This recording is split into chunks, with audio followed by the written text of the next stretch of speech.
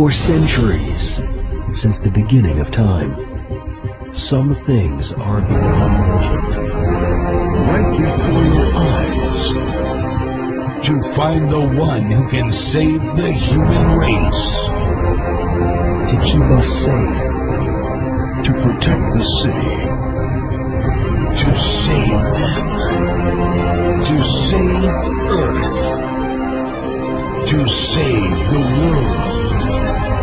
With a destiny so strong. There's only one woman.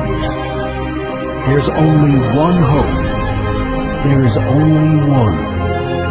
She has been chosen for the better, for good, for honor, for hope, for justice, for liberty.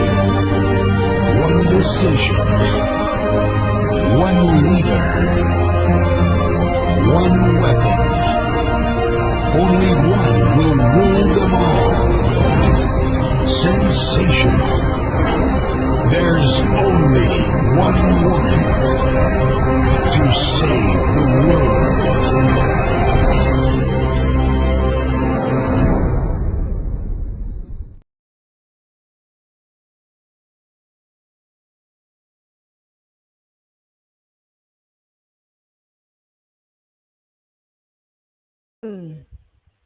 Okay. Good afternoon. Maying hapon. Nakabalik ko yung radyo. Yeah, Inang Majesty. Afternoon, wala din naon ang ako ang microphone. So, maayong hapon, diha kanimo the Majesty, Twin, Salvacion, Espiritu Santo, ug dinha kanimo King Salvador Hans, mayong hapon. Mayong hapon sa akong mga kaubanan diri sa headquarters, Kingdom Filipina Hacienda that declared the Sovereign Republic of the Philippines. Mayong hapon sa atong commanding officer from Luzon, kini siya, Commanding Officer Juan Fernando F. Siran, ug sa imong mga kaubanan, Leonora Pantinopli, Ariel Cirillo, John Ranso, Willie Boy Mapalad, at Celso Nacion. Maayong hapon ug maayong pagpaminaw. You are tuning in to 93.5 Soberenya na ang inang bayan diri sa Iligan FM. Live simulcast on Facebook, Kingdom Filipina Hacienda Ministry on Information and Communication. Also in our YouTube channel, the Filipino Times Kingdom Filipina Hacienda and Kingdom Filipina Hacienda MIC. You can reach us in these numbers 225-4719, 225-4719, and 0935-811-4812. 0935-811-4812 for your queries, clarifications, comments, and participation. Happy listening also to our listeners diri sa dakbayan sa kaluwasan, ingon man sa kasakbit nga mga lugar nga maabot na niining akong sibyaanan. Also to our viewers, especially sa ato mga early birds nga kanunay gyud on time nga maka-tune in, maayong pagpaminaw. So anian na usab kami magapadayon sa pagpahibalo o pagpaabot dinha kaninyo sa mga maayong balita ug kalihukan alang sa pagpabarug niining bag-ong gobyerno, the legitimate government. Ako sa reeng pagabation the Majesty ang mga early viewers nato. Happy viewing Malu Iskenas, Pitney Otrera, Nuyad Bern, and YH Shamnay. So welcome sa ato ang programa karon ug anian na usab kami nga magahatag kaninyo og mga information. So dili na nako tas una akong introduction. The Majesty, maayong hapon pag-usab din ha kanimo. Okay, mayong hapon kanimo diha baid di kay atong administrator. Maayong buntag, maayong udtog, maayong gabi, depende og asa man mong dapita sa kalibutan. We are giving you our greetings or sending you our greetings for this May 11, 2023 nga unta malinawon ang atong kalibutan ug aniya kita karon magpahibalo nga ni gyud mubarug na gyud ang kaharian nga gisaad sa Dios nga Amahan nga mao na kini ang Sovereign Republic of the Philippines nga ato ni gipasidughan gipabarug ni adtong September 11, 2017. Mao na gyud ni siya ang atong Grassroot ground 0 kilometers nga ato nagyong gipabarog ang langit sa lupa nga mauni ang Cadastre 292 nga maudi ay kini ang nawala nga ilang gipangita sa matud pa sa RTC o sa Iligan City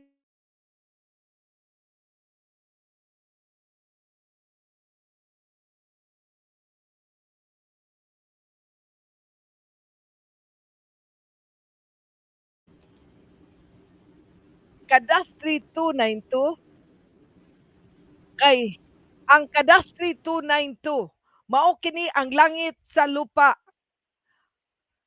Isaiah 66:1 Heaven is my throne, earth is my footstool. Maudi ay kini nga ang Cadastre 292 nawala sa mapa since I would say since 2006 nawala na ang mapa sa Cadastre 292 sa Iligan. Di na nimo makita ang Iligan City sa current map of the Republic of the Philippine Corporate. Now, mga kapatid, ngano man na nawala ang Iligan City sa mapa since 2006 nawala ang mapa sa Iligan. Kay tungod ang Iligan City na-declare na nga maudi ay kini ang langit sa lupa. Mga kapatid, maayong hapon kaninyo tanan, ato ning i-explain ang kadtong mga bag-o pa nakadungog sa atong programa dihay atong sinugdanan sa atong episode sa ato ng pagbarog nga ang USMG, US Military Government, nga sila ang trustee nga nidawat sa Peace Treaty 1898. Mauna kini karon ang EDCA og ang Pilipinas niya sa Pilipinas ang EDCA mauna kini ang pagtutok mga kaigsunan ko nga ilan nang iuli ang yuta og kay ni barug na ang sovereignty ni ana ang tag-iya. Sovereignty gani ug miingon gani tag sovereignty mauna na ang tag-iya sa yuta nga naa sa atong preamble nga sa atong preamble we the sovereign Filipino people nga muguwa gyud ang soberenya. Muguwa na ang soberenya. Kay ug kung wala ang sovereignty, walay we the sovereign Filipino people. Kay kanang sovereignty mao nang gapabarog sa Kingdom Filipina Hacienda. Nibarog na ang Kingdom Filipina Hacienda tungod kay ang saad nga panggamhanan sa Dios nga Amahan nga sa ulahing panahon iyahan ang pabarugon og ang covenant, the supreme law of the land. Mauna na siya ang atong gibasihan karon, the supreme law of the land. Mga kaigsunan ko, atong padayunon ang atong tulumanon diha sa kagahapon, pero bago nato ni padayunon, maghatag sa ko og mga pagbati sa atong mga tigpapaminaw sa maayong hapon diri sa kanhing dakbayan sa Iligan nga karon nahimo ng syudad sa kaluwasan, the city of Zion, the city of salvation. Mao na kini karon ang atong teritoryo, ang langit sa lupa, ang Cadastre 292. So ang Cadastre 292 mao na di ay ni ang sovereignty na aday diri magsugod og barog ang Grassroot Ground Zero Central Sovereign Government nga sa diha pa sa Republic Act 7160 mauna ni ang mutuman, mauna ni ang katumanan sa pagbarog sa rule of the creation of barangay unit, ang Section 384 nga ang Section 384, mauna ni siya ang basic political unit of the barangay that serves as the primary planning. Diri magsugod ang central planning. Ang pagsugod sa plano karon kay nasara naman, natapos naman ang Federal Republic of the Philippines. Nahimo naman ang dating Republic of the Philippines to anarchy. Gikan sa hierarchy, nahulog na ang hierarchical government to an anarchy. Og maunang nagkaguliyang na ang atong lupang hinirang. Nganong gitawag na lupang hinirang, mga kapatid ko, iyan ang lupa chosen land, the chosen land of the Almighty Father. Nga sa atong preamble, mauna na ang patrimony of the nation. So ang patrimony of the nation, mauna di ay ni siya ang Cadastre 292, ang langit sa lupa. Kay ang langit sa lupa, diri magsugod ang panggamhanan. Diri magsugod ang panggamhanan nga gisaad sa Dios nga Amahan nga ang iyang espiritu langkuban niya ang katibuk-an nga gahom nga iyang paabot nga ni kanato, mauna ni siya ang supreme law of the land. The supreme law of the land, the sovereignty, mauna siya ang tag-iya sa yuta, OCT 01-4. O kung kinsa may tag-iya sa yuta, maupod na'y tag-iya sa ginto. Maunang naang, ang 1987, gilangkuban na siya og preamble. Mauna siya ang atong panata na manata ta sa Ginoo, sa Creator of heaven and earth. Na manata ta nga mauni ang panata nga ato yung tumanon ug niingon, we the sovereign Filipino people, imploring the aid of the Almighty God in order to build a just and humane society, establish a government. So magmungna ta og gobyerno. Unsa man ang gobyerno? Ang gobyerno teritoryo. Wala gani kay teritoryo, wala kay gobyerno. Walay gobyerno. Maunang ang ancient government, the hierarchy now becomes anarchy, kay nawala na sa ila ang teritoryo. Maunang ang atong namatan sa mga taong wala magsubay, wala mangita sa kamatuoran, ang nahitabo niini ang ilang nakaplagan ang kaguliyang, ang kasamok. Pero kay ang Ginoo nawala naman sa kalibutan. Nisaka na ang Ginoo sa langit sa lupa. Naa siya'y iyang kaugalingong teritoryo, ang kalikasan, ang inang bayan, ang pinili nga yuta nga kinaggamyan pero kinatasan sa tanan nga mga lupain. Kinatasan nga bukid ni Sion, mauna kini ang Cadastre 292, mga kaigsunan ko, ang langit sa lupa. Nakasaad gyud ni sa 1935 pa.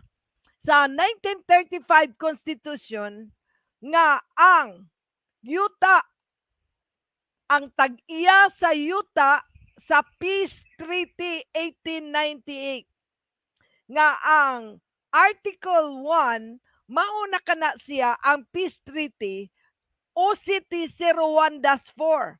Mga kapatid, ang teritoryo nga gigunitan sa Pilipinas ay teritoryo sa tibuok kalibutan. Buong mundo ang teritoryo na nandyan sa Article 1 of the 1935 Constitution. Maghatag lang po ko gamay nga preview. Maunang ni atong 1973 nga gi-amend ni late President Ferdinand Marcos Sr. nga iyang gi-amend ang naghimo siya 1973 Constitution Amendment nga siya ang mubarog emperor, maghari siya. Dili gud siya mahitabo ug iyang himuon si Birata as the Prime Minister. Nganong wala man to mahitabo? He was an elected President of the Republic in the time nga iyahang gi-amend ang 1973 Constitution. Ang mubarog as an emperor or an empress. Ang empress means ang maghari sa yuta. Nga mauna siya ang queen. So empress, emperor, or queen is just the same. Now, karon mga kaigsunan ko, kay tungod si President Marcos, mubarog man siya nga maghari sa kalibutan using the Article 1 teritoryo sa Peace Treaty, tungod ni ana gipakanaog siya. Pagka 1986 kay iya mang gi-cancel ni late President Marcos ang Torrens title, Treaty of Paris, iyahang gi-cancel. Tungod gi-cancel niya ang Torrens title, ang nahitabo na cancel pod ang iyahang amendment sa iyang transition government. Dili siya pwede mag-amend sa 1935 kay dili man siya tag-iya sa yuta. Nga kinahanglan ang mubarog sa sovereignty maunay gitagaan sa yutang kabilin na anay Testament of Will, mga kapatid. Ang Testament of Will sa Civil Case 3957P nga mauna ang OCT 01-4 tungod ni ana, mga kapatid, na gipakanaog, it was America. It was America who actually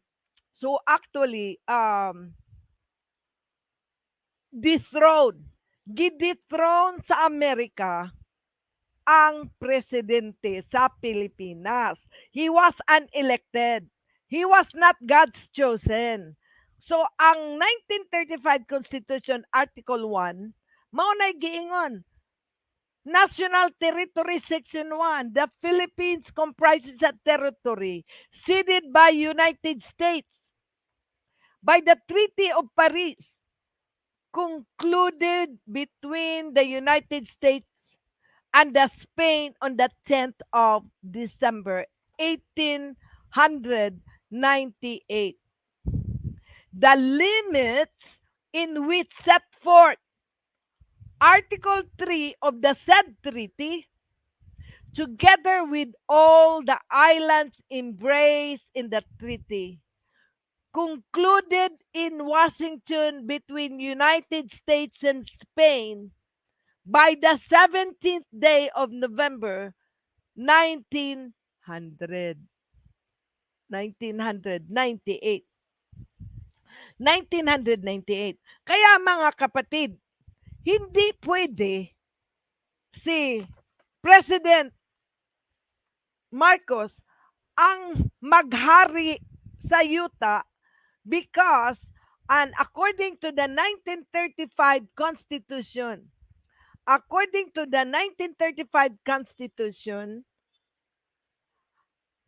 ang Pilipinas gihatagan lang under the Ratification 3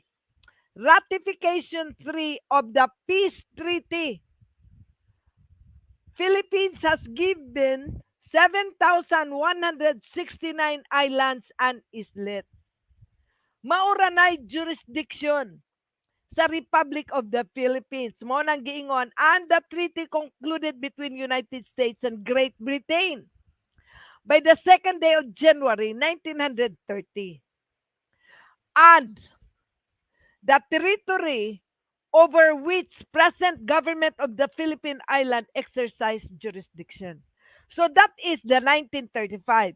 Ang present jurisdiction sa Republic of the Philippines is the 7,171 island, 7,169 islands and islets, mga gagmay nga kapuluan. So tungod ni anak mga kapatid, dili gud pwede nga si Marcos as an elected president mudagan og hari kay ang iyahang teritoryo is only the OCT-01. The OCT-01 maunay gimugna ni Miguel Lopez de Legaspi, the first Governor General of the Philippines.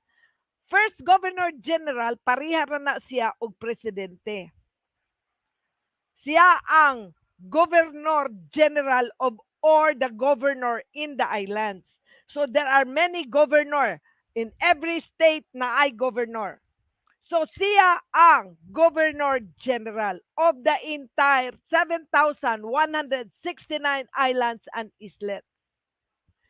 Under the ratification of the treaty, OCT-01. Now, ang OCT-04, that is the four corners of the world. East, west, north, and south. Mauna ang OCT-04. Nga ang OCT-04 and the OCT-01, gi-consolidate ni siya mga kapatid. Gi-consolidate ang OCT-01 and OCT-04 under Civil Case 571. Under Civil Case 571, gi-consolidate ang OCT-01-4 o ang Civil Case 572 Torrens Title. So yung Torrens Title System, gi-consolidate na o nahulog na sa Civil Case 3957P. 3957P is OCT-01-04 concluded in 1764, giving the world 200 more years. 200 more years to domain. Kay ganuman, mauna ni siya ang final conclusion nga ang tag-iya sa yuta mubalik kay iyahan ng kuhaon ang yuta, the patrimony of the nation, iyahan na kining embargohon. Embargo Act, munang naay Embargo Act 1807. Nga dili ni siya kinahanglan moagi og kaso kay gi-decree na siya nga og moabot ang tag-iya, automatic na dayon na siya, automatic na nga ila na ma-relinquish, automatic naa po na sa Supreme Court.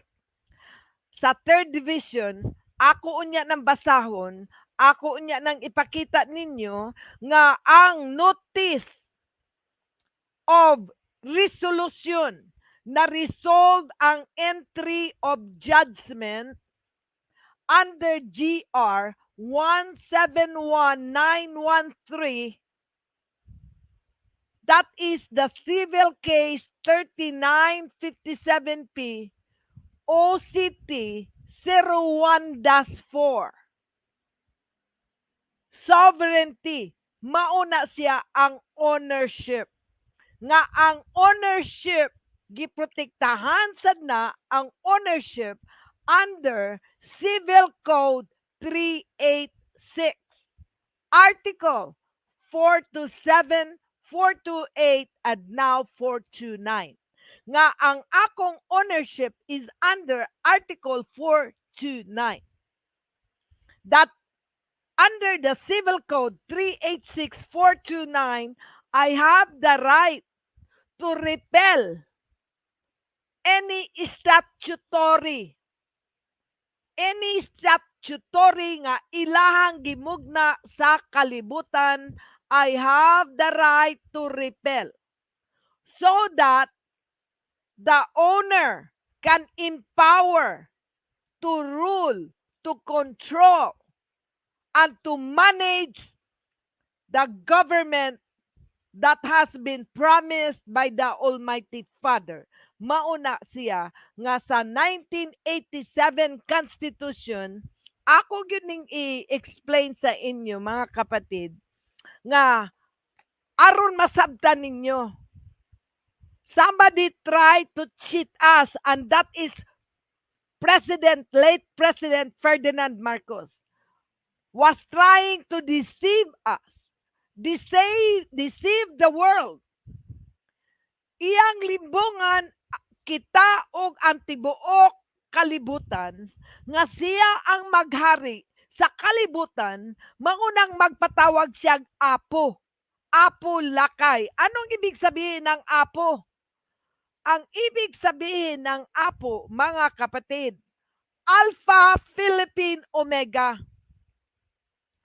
So, ang apo, Alpha, Philippine, Omega, mauna siya ang Inang Bayan. Inang Bayan, the motherland, the queen of all nations. The lady of all nations is the queen of the motherland, the queen of light, the queen of flower, the queen of the south, the queen power, the queen of salvation, the Alpha and Omega. So siya ang Alpha Omega, mga kapatid. Hindi si Marcos kay nagpaapo lakay. Karon ang junior ila na pong iapo. Paano maapo ang junior? Ang ama, hindi nga ang ama nakatayo. Kaya later din, ato unya nang i-articulate, maghatag dag reaction sa dihang gi-interview si President Bongbong Marcos sa United Nations Forum, Economic Forum, ato unya ng tagaan og reaction ang iyang interview. But before we do that, ato sabpod ng ipaminawon ang atong programa kagahapon, ato tong tiwason, mga kapatid, aron atong masubay nganong nakuha, nganong nasirip nato ang Iligan City NGO federal, nganong atong gi-sheriff, ato silang gi-sheriff kay nganuman mismo ang Supreme Court na ang gaingon nga kamong mga taga-Iligan mubiya na gyud mo sa inyong pwesto. Ato pod unya na siyang i-articulate nga ang sulti sa Supreme Court. Ako na lang sa punang, kay ako naman ang natats. Nganong ang execution of Sheriff's Threat Order in RIM. In RIM means ang tibuok katibutan. Nagsugod lang ta sa dakbayan sa Iligan. Kay ang dakbayan sa Iligan na embargo naman, nahimo naman ang Iligan og City of Zion. God's city, God's governance, nga naa diri magsugod ang central government. So mga kapatid, ako lang basahon sa inyo ngano ang execution sheriff's threat order in RIM nga mao man na siya karon ang atong i-sheriff. Niingon ko diri sa atong first page, gidawat na ni sa Office of the City Mayor and the whole machinery and government-owned corporation, ato nang napadala. Ako nang giingon, you are hereby ordered to vacate immediately as notice has been overdue on premises with extraordinary writ of execution and position order by the undersigned with the Supreme Court Third Division on the GR 250951 promulgated July 20, 2022 to note hereto. Anong sabi? Wherefore, the petition is granted. The decision dated 24th of July 2019 and the resolution dated December 18, 2019 of the Court of Appeals on CAGRSP number 14952 are reversed and set aside. So, ang ilahang petition under Certiorari Special Court Tribunal ownership giset aside sa Court of Appeals. And then it says, a writ of prohibition. So giisyuhan sila writ of prohibition, ginididan na gid sila. A writ of prohibition is issued commanding the city of Iligan to permanently desist from possessing and exercising act of ownership over the subject plant pursuant to the final and executory decision dated October 7, 2019 of Branch 57 Regional Trial Court Makati, Case 10639, so ordered. So buot pasabot ini, ang ownership has already been executed, final and executory, under entry judgment GR 171913. So this has something to do with GR 17193 because this is the civil case 3957P. Ownership. So ang ownership is the OCT 01-04 and Cadastre 292 is part of the OCT 01-4. Kaya mauna siya mga kapatid. Kaya ang sabi ko, under this premises, consider that the letter of transmittal was executed June 14, 2013 to the highest tribunal Supreme Court, the underside, as occupied by the sovereign crown kingdom Philippine Hacienda, the autocratic sovereign monarchy, God's autonomy since time immemorial, also known as Cadastre 292, invoked the HR 4054 bill. Section 4 is repealed.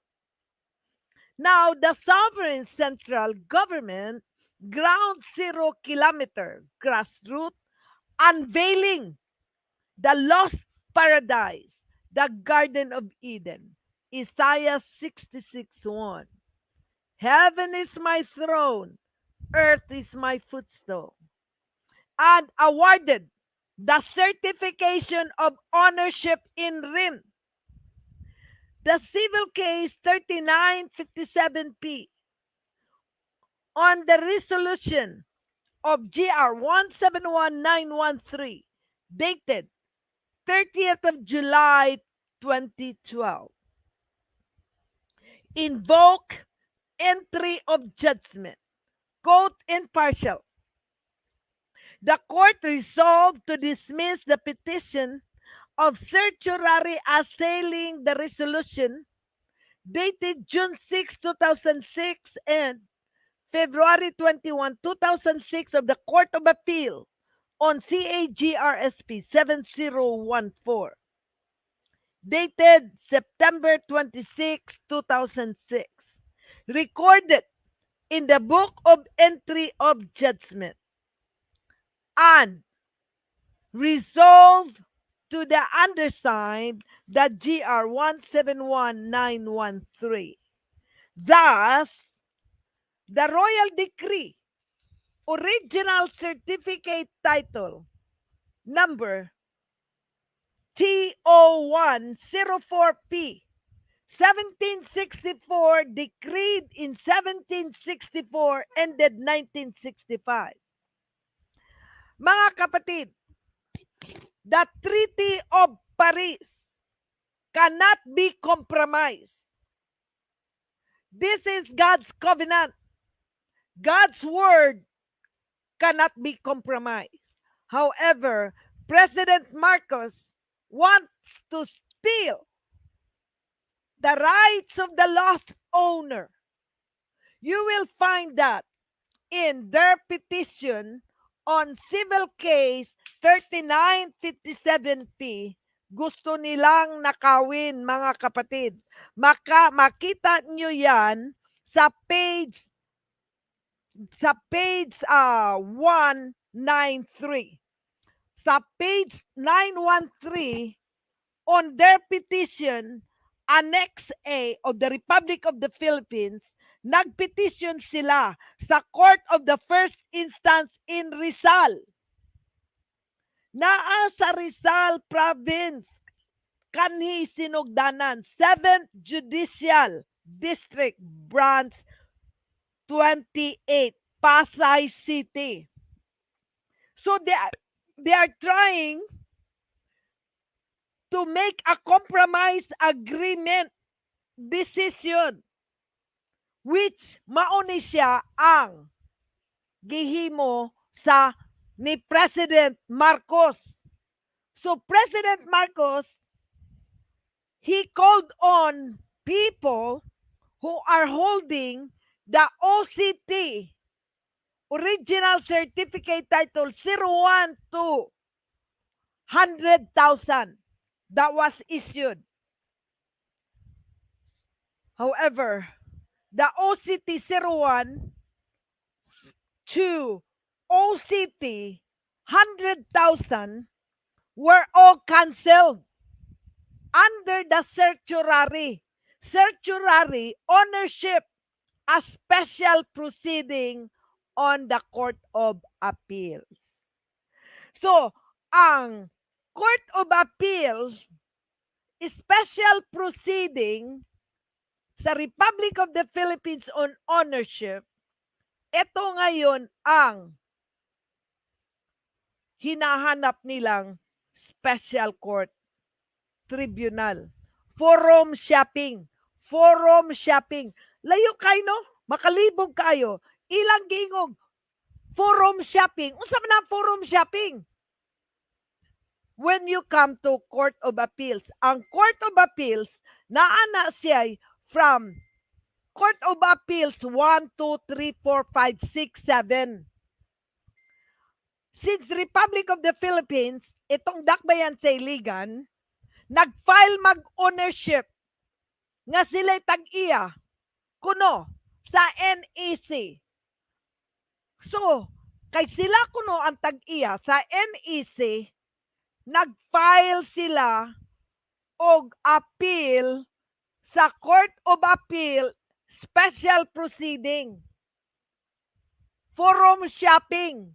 Na ang forum shopping is ownership. So kay ownership man, ang nitubag ang Supreme Court Division 3. So ang Supreme Court Division 3 ang nitubag sa petition sa Court of Appeal special proceeding nullifying the claims of Iligan City on ownership.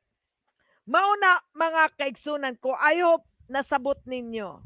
Ato nang ipabalik-balik, ato unya nang ikat kay aron ato nang ma-play in a very short form nga kining petition sa Iligan City sa National Steel.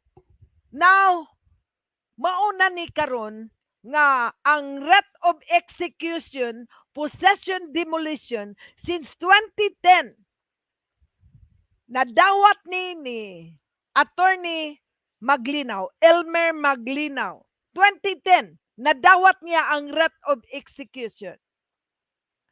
And the same year, Iligan City also had received the writ of execution order done by the highest tribunal, Supreme Court.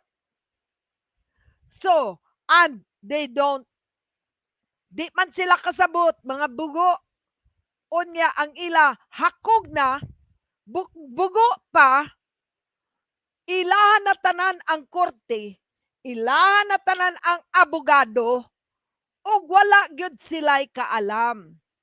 Sa bagay, nakasulat man gyud na sa Biblia pod nga ang pinaka gahig ulo naa sa Iligan.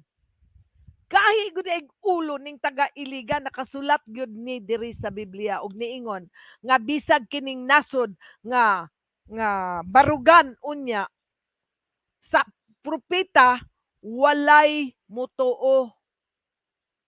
Asa noon akong pamilya na apil. Mao may nakasulat. So, karon mga kapatid, tungod ni ana atong basahon kining ni ang writ of execution order in rim nga page 2 ha atong basahon. Tura ni ka page. Thus the royal decree original certificate title OCT number T01-4P 1764 ended 1965 uncompromised, dili na gyud mo makakaso sa tag-iya whose ownership vested by the Civil Code Republic Act 386 Article 429. Read as follows. The owner or lawful possessor of a thing has the right to exclude any person from the enjoyment and disposal hereof. Maunang inyong presidente, ang tanan ninyong system, atong usbon. Naanay petition ngadto with the People's Initiative nga ang decision sa ilang petition naa sa second division.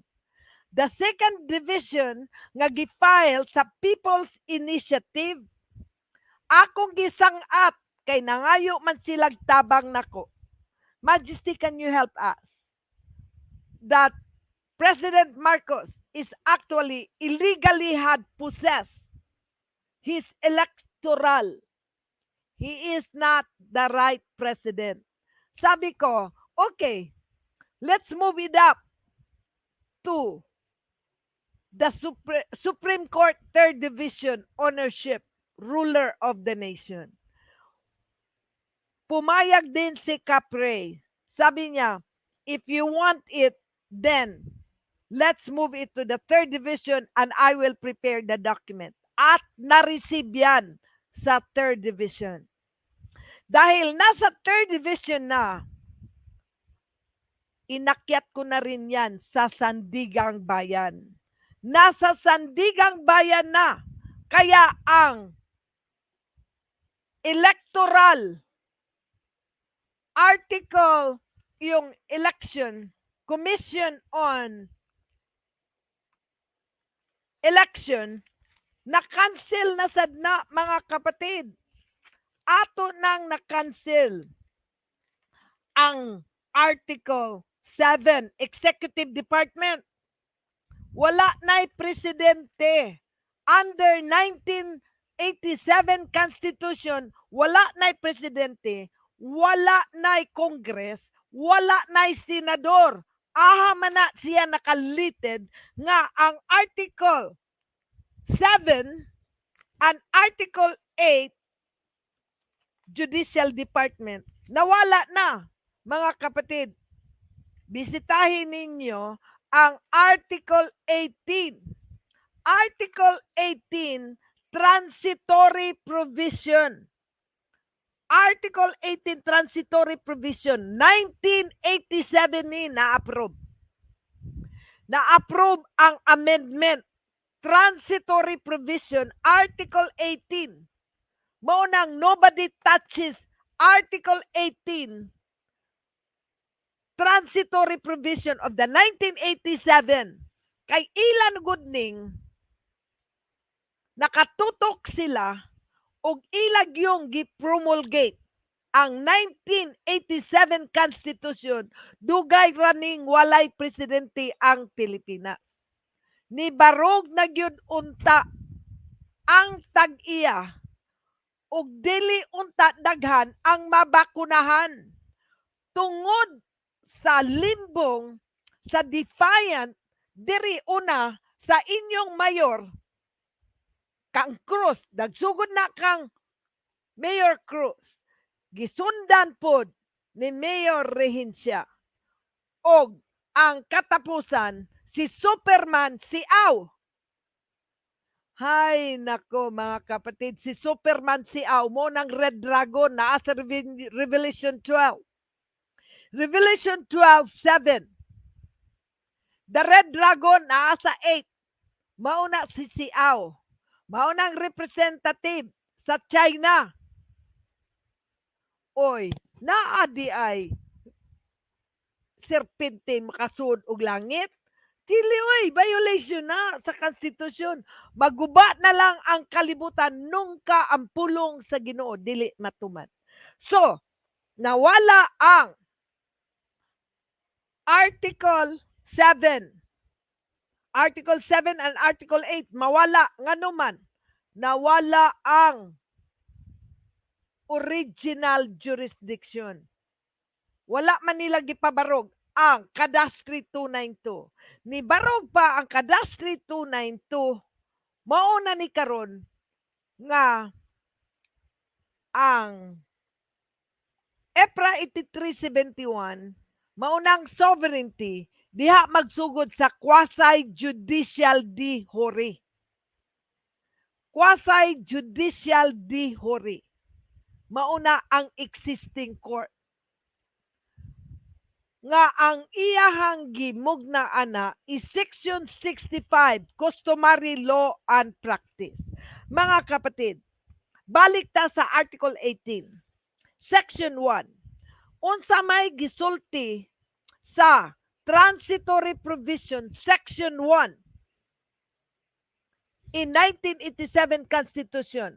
Niingon sa 1987 Constitution pagmugna, mo ni giingon, the first election of the member of Congress under the Constitution shall be held in the second Monday, May 1987.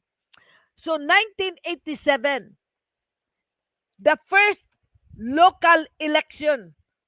So, sa 1987, ang first local election na zero na diha na magsugod unta ang gobyerno kung nasunod ni. Wala man.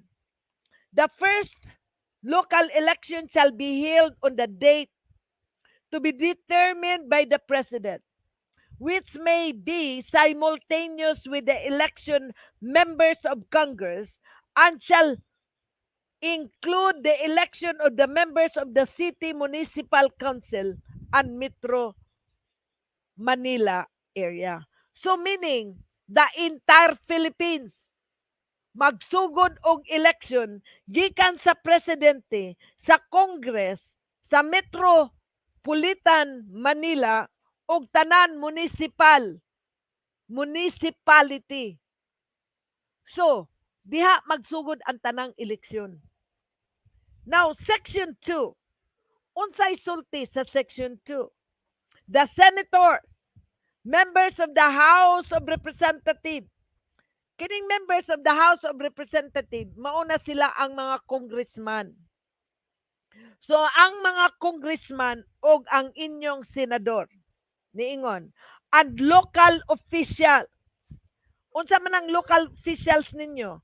Kanang inyong mayor, municipal mayor,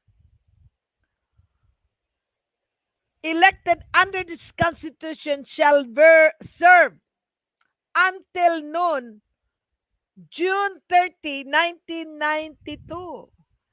So meaning, ang inyong panggamhanan, under Executive Order 292. Because under Executive Order 292, Section 1, the Republic of the Philippines is reduced to a virtual corporate government. So 1987, ang administration are already under the Corporate Republic of the Philippines. Na-corporate na di ay mo, 1987 pa. Wala makabarog ang sovereignty o karon pa. Guba na kayo ang inyong kalibutan, naggira na lang. Wala na ibahandi. Ang mga tao, inyong mga leader, puro mga kawatan. Defiant.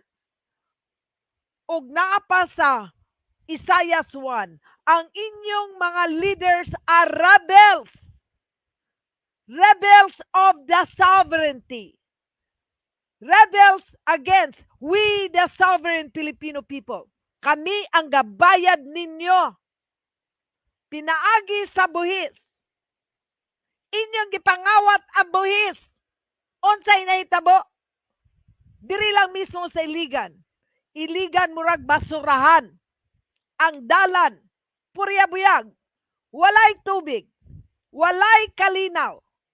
Ang tanan nga military diri, puro na sila, they are actually had violated the general provision. The general provision of Article 16 of the 1987 Constitution. Unsa man day giingon sa Article 16 General Provision? Anong sabi ha? Section 5, Paragraph 1. The General Provision Article 16, General, all members of the armed forces shall take an oath or affirm to uphold and defend the Constitution. Kaya ikaw, Alemania, Colonel Alemania, animal ka. You are already, General Alemania, you are already fired. I hope the 2nd Mechanized Brigade is vacant. I-check ninyo sa mapa if the armed forces of the Philippine Organization naa ba diri sa 2nd Mechanized Brigade. Wala. Kamo mga defiant mo. Ang inyong gihimo, kinipang si Mayor Siaw, abi ninyo sa inyong gihimo, kang Mayor Siaw, Andron.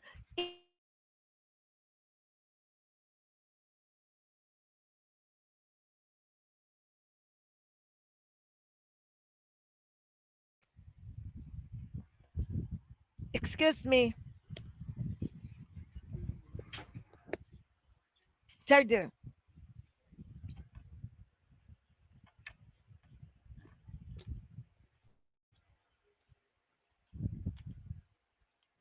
Okay. Maybe I lost my internet also. Check out my internet. Okay. Check out. Okay. It goes like this. I'm sorry. We have a little technical problem on our computer. So I'm back. Am I back? I'm back. Okay. Thank you. I'm back. So ngayon mga kapatid, we are trying to trace dahil ang sa tinuod lang, wala maputol ang gobyerno.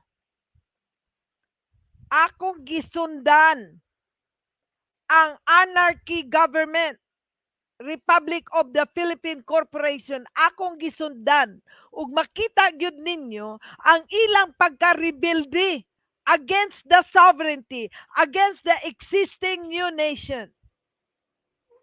Kaya salamat na lang namugna ng Republic Act ni anang gobyerno nga si Senator Ping Lacson ang katapusang nag-articulate ni anang mga rebels. Nga diya day sa rebels, ang mga nanglingkod di ay dire sa inyong panggamhanan, mauday ng mga rebelde.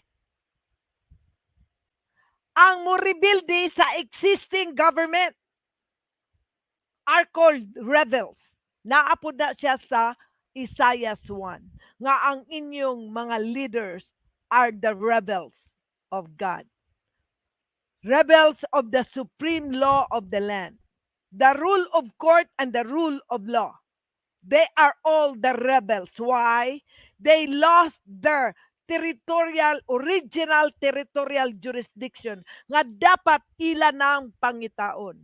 Diri lang sa Iligan, kanang HR, House Bill 4054. Unsa man na, kana lang, wala na sila'y teritoryo. Repel na siya ang kanang House Bill 4054 gahulat na sa tag-iya. O kining tag-iya ni barog na ni 2008 pa. Pagka 2010, nana sila'y writ of execution including national steel. Karon, mauna nang naang niabot na ang panahon nga nana ni sa Sandigang Bayan. Nga ako mismo nag-order na sa Sandigang Bayan under the Division of Security and Sheriff's Division.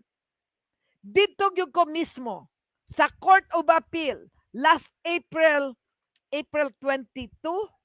Dito yung ko ba? Ing nalagi ka, panting lagi sila nga ang tag-iya nagyud mo'y didto nga nag-deliver nga ako nang i-enforce.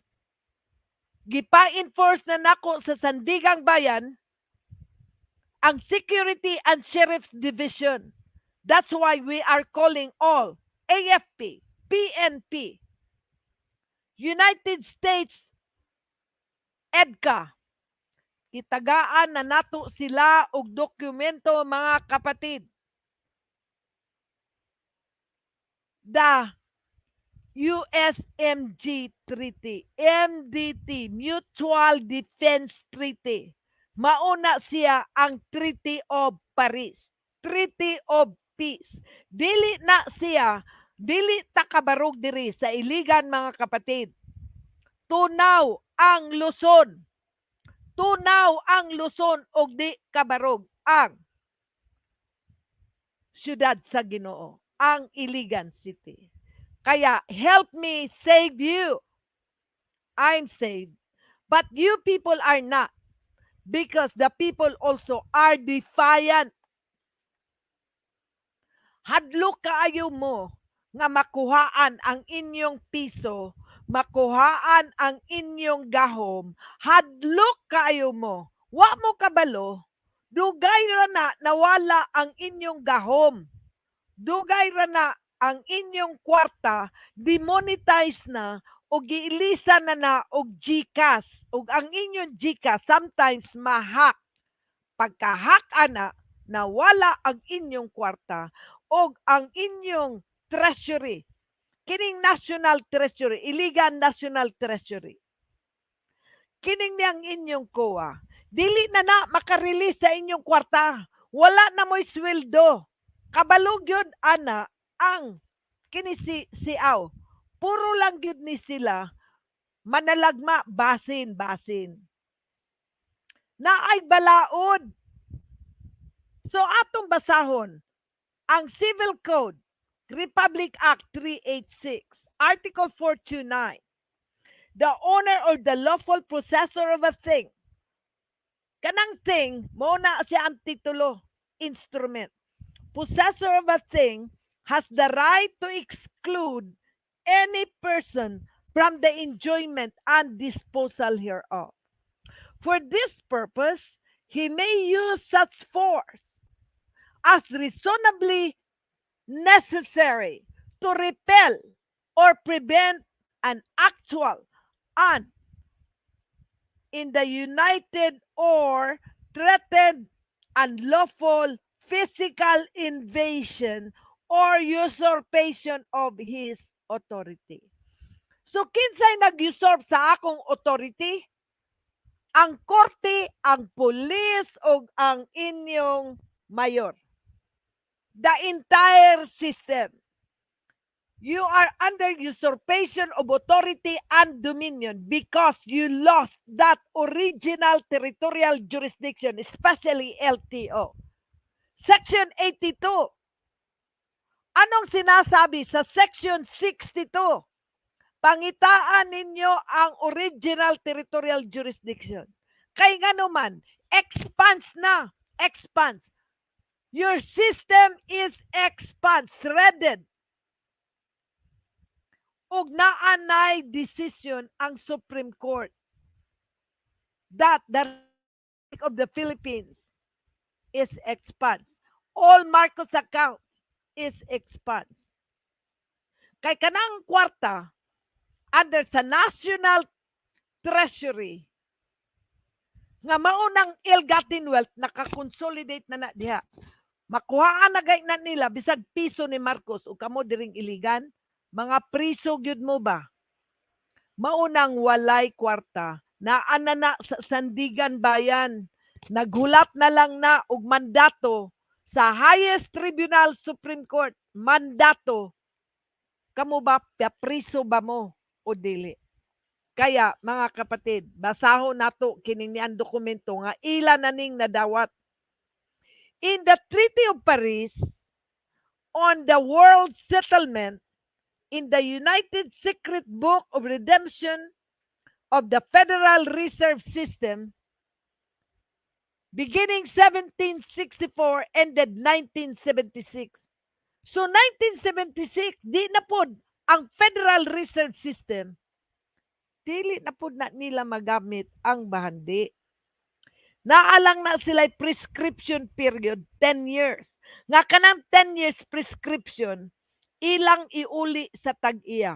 Wa man mauli sa tag-iya, maunang corporate republic ang nibarog, 1987. Now, let me continue.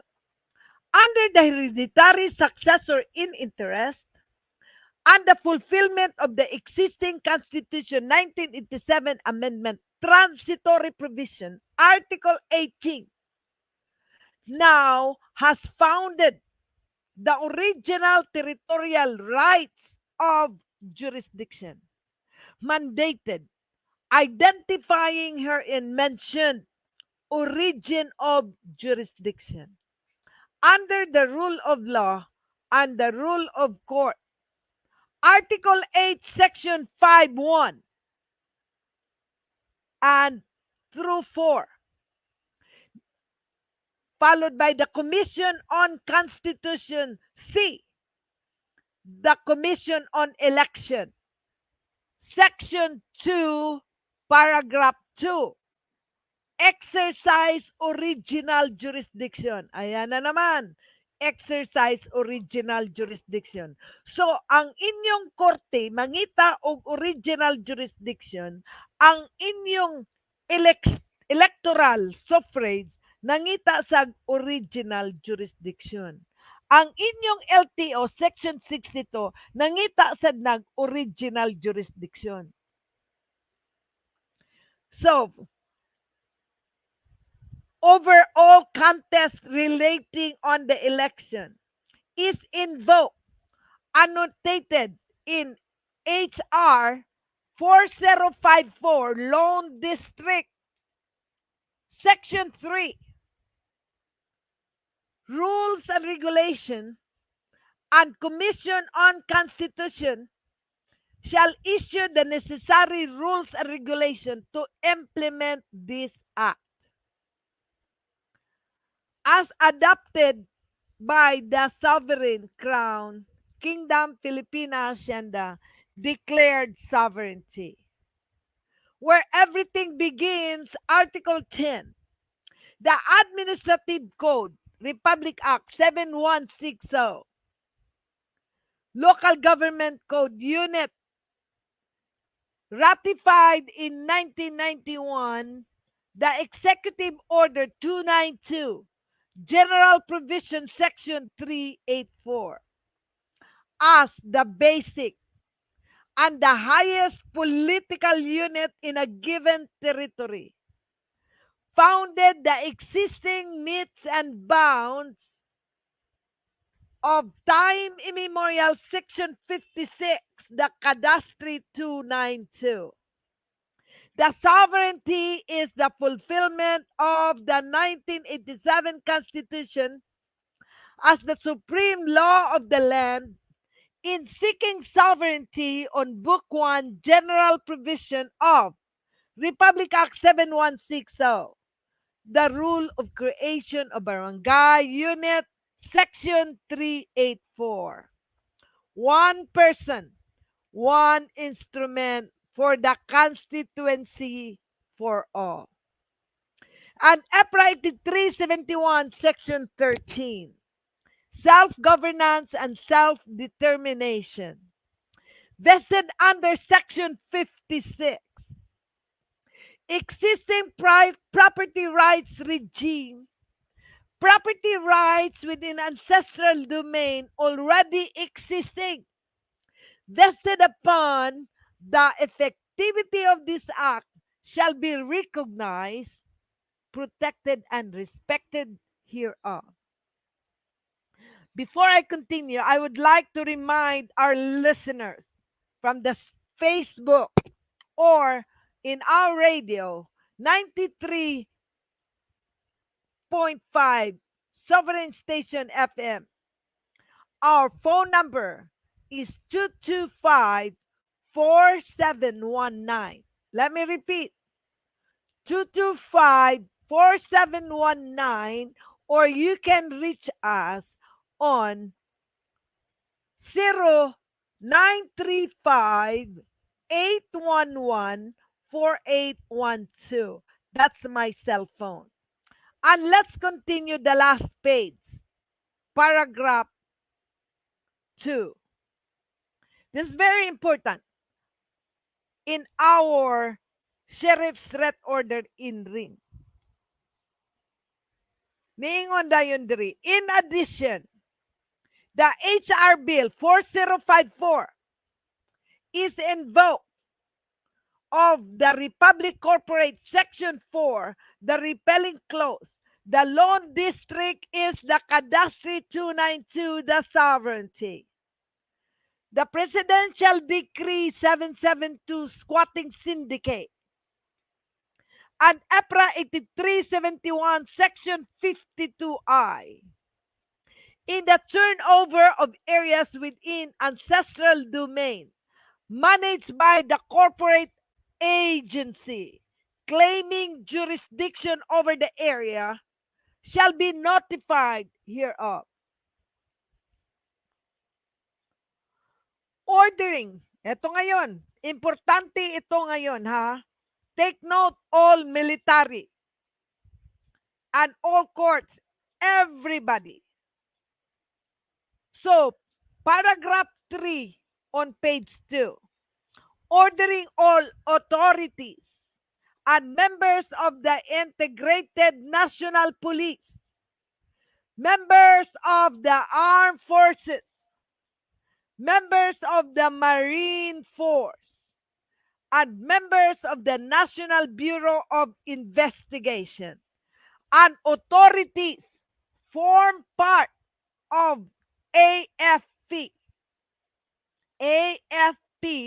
and sheriffs of the town and the cities where the land are located in respect of this decision, and extend assistance to the landowner or any legal counsel on the recovery of the subject land within our locality of jurisdiction. Defiance of this decision and order by anybody, a corresponding arrest and imprisonment should be enforced by the virtue of the contempt of court and stiffer penalties should be charged.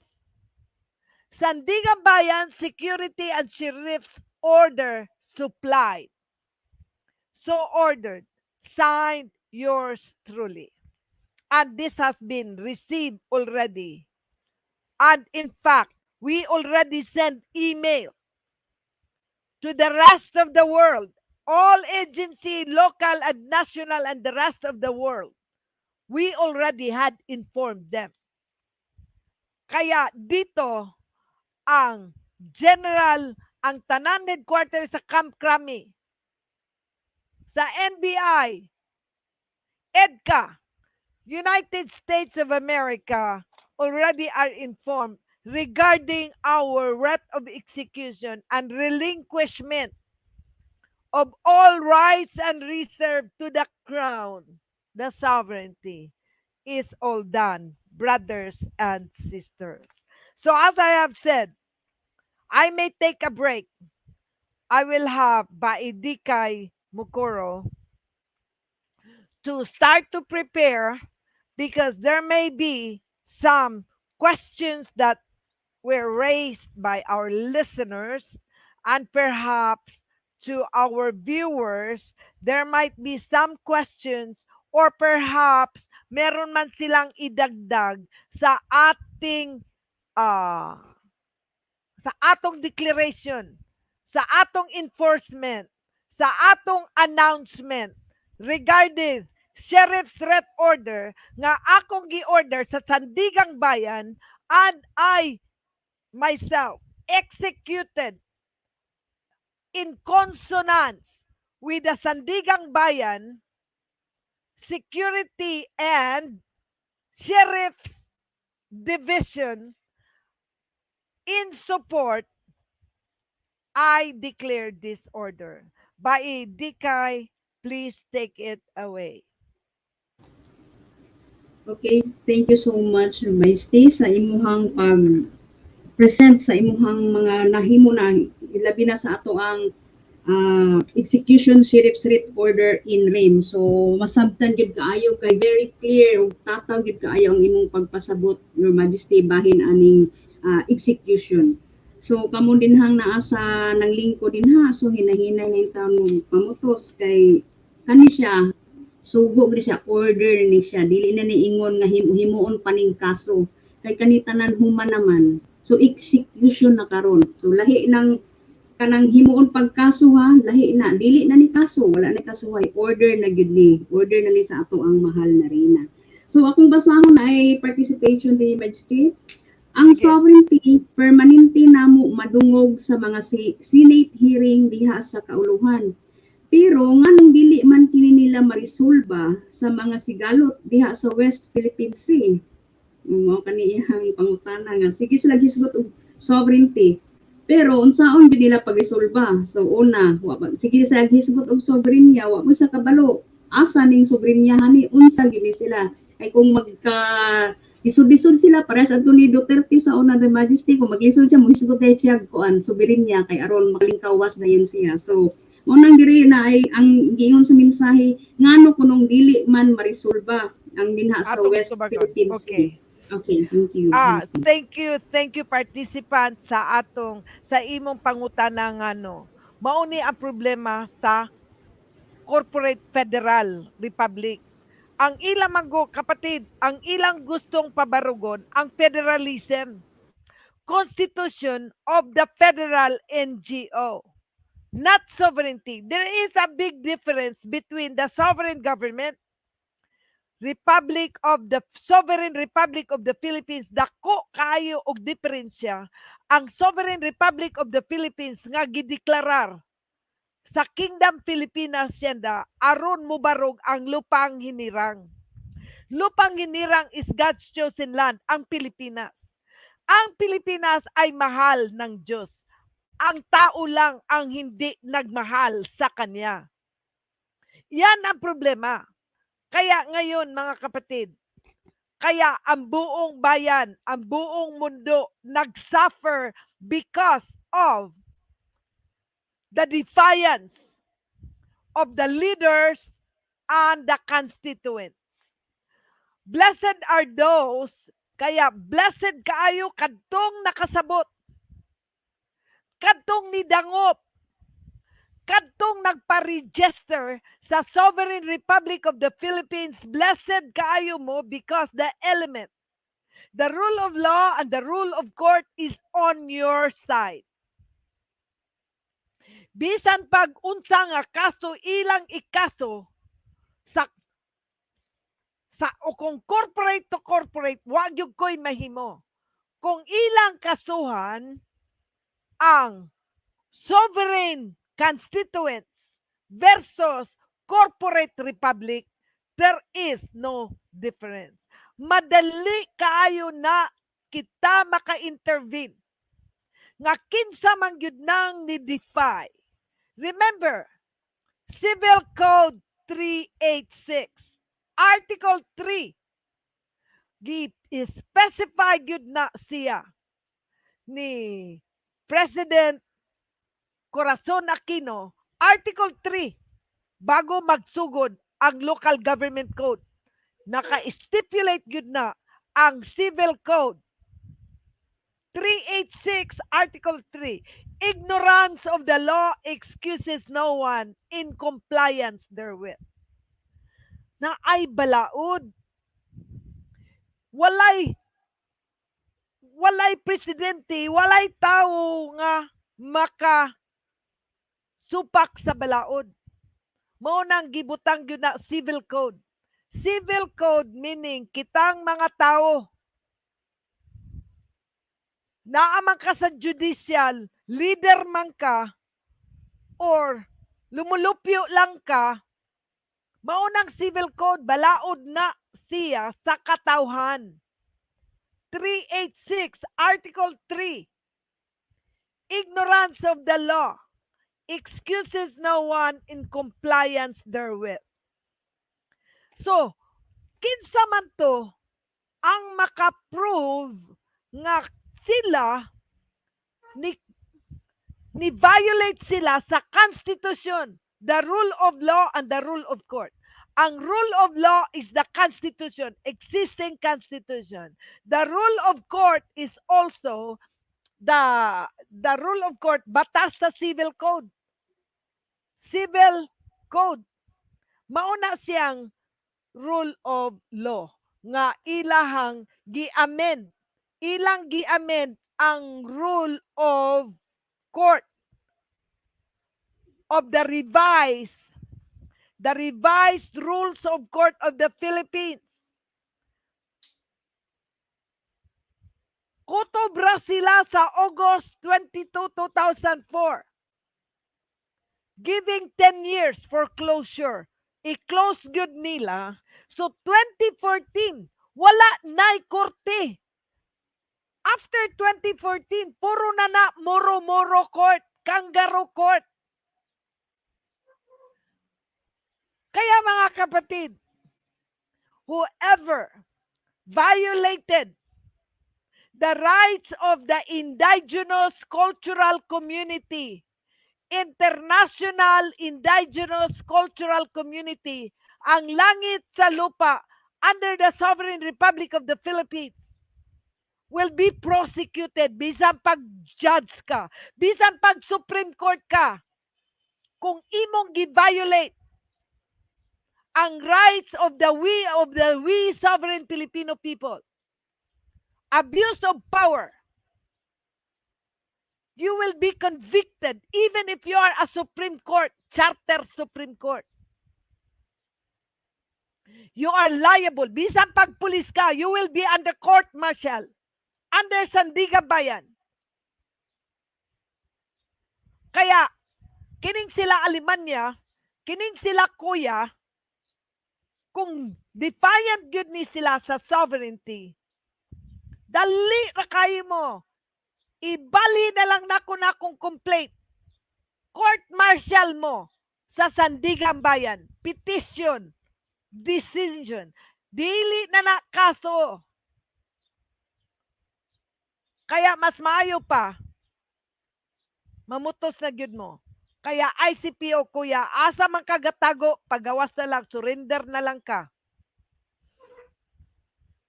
o ikaw sa Alemanya, pamutos na lang diha sa 2nd Mechanized Brigade because the 2nd Mechanized Brigade is vacant. Kung kinsa man ang nabarog karon sa ICPO, because there is no more, sa langit sa lupa, there is no charter national police. There is no charter Philippine National Police. Under the sovereignty, you will be under the Ministry on Defense.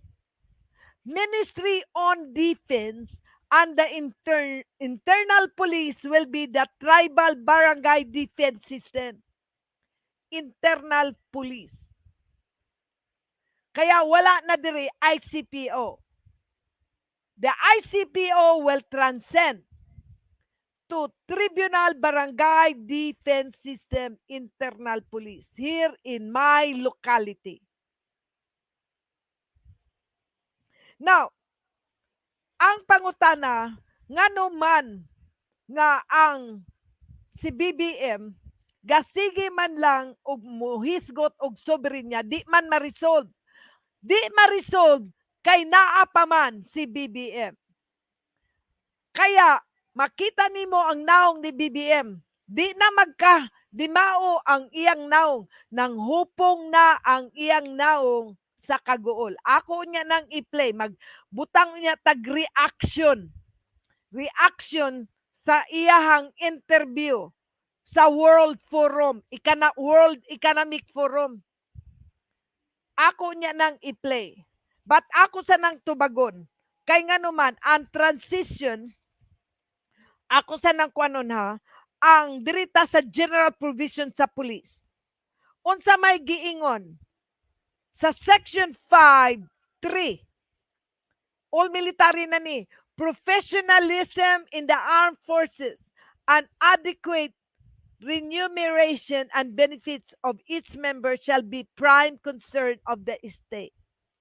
The armed forces shall be insulated from non-partisan politics. Non-partisan politics, unya, nga naman ni si Alemanya, kay tungod ang Vice Mayor Alemanya, iyang igagaw. Unya, kini si Mayor Siaw, Frederick Superman Siaw, iyang honorary auxiliary Armed Force of the Philippines. Di gani siguro na kamawang marcha. Kaya itsikala. Sige ko no, ipamarcha ko no na siya be. Ipa-push up ko no na. Papush upon ta nag-1,000. Tanaw na to. Muguwa ba ng muscle diha? Taka lang mo diha da. Karon, unsay giingon? Paragraph 3, Section 5. No members of the military shall engage directly or indirectly in any partisan political activity except to vote. Kaya dadun ko na ni sa Sandigang Bayan. Magkaroon yun ta ining ni Aba o ako na rabaning gipadala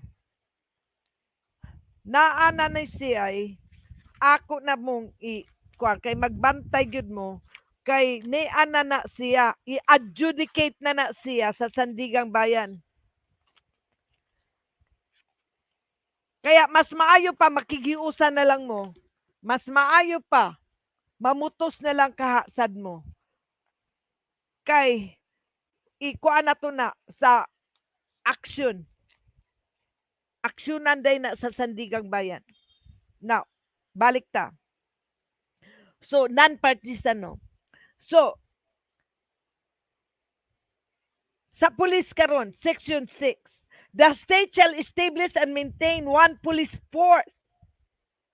So, ang state, kining existing state transitory general provision, Article 16, Section 6. Wala na ICPO. It is dismantled under Article 18, Section 24, as defined. Let me read.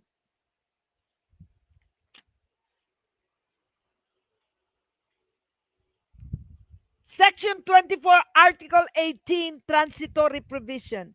Private armies and other armed groups not recognized by the duly constituted authority shall be dismantled. Sino man yung duly constituted authority?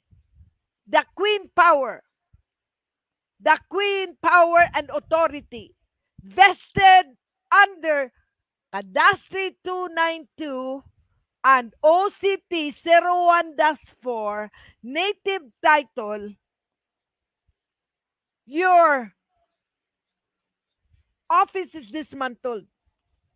Anong sabi? All paramilitary forces including civilian home defense force not consistent with the citizens' armed force established in this Constitution shall be dissolved or were appropriate and converted into regular force. So we convert the ICPO, the Iligan City Police Force, we converted it to TBDS, Tribunal Barangay Defense System, under Ministry on Defense.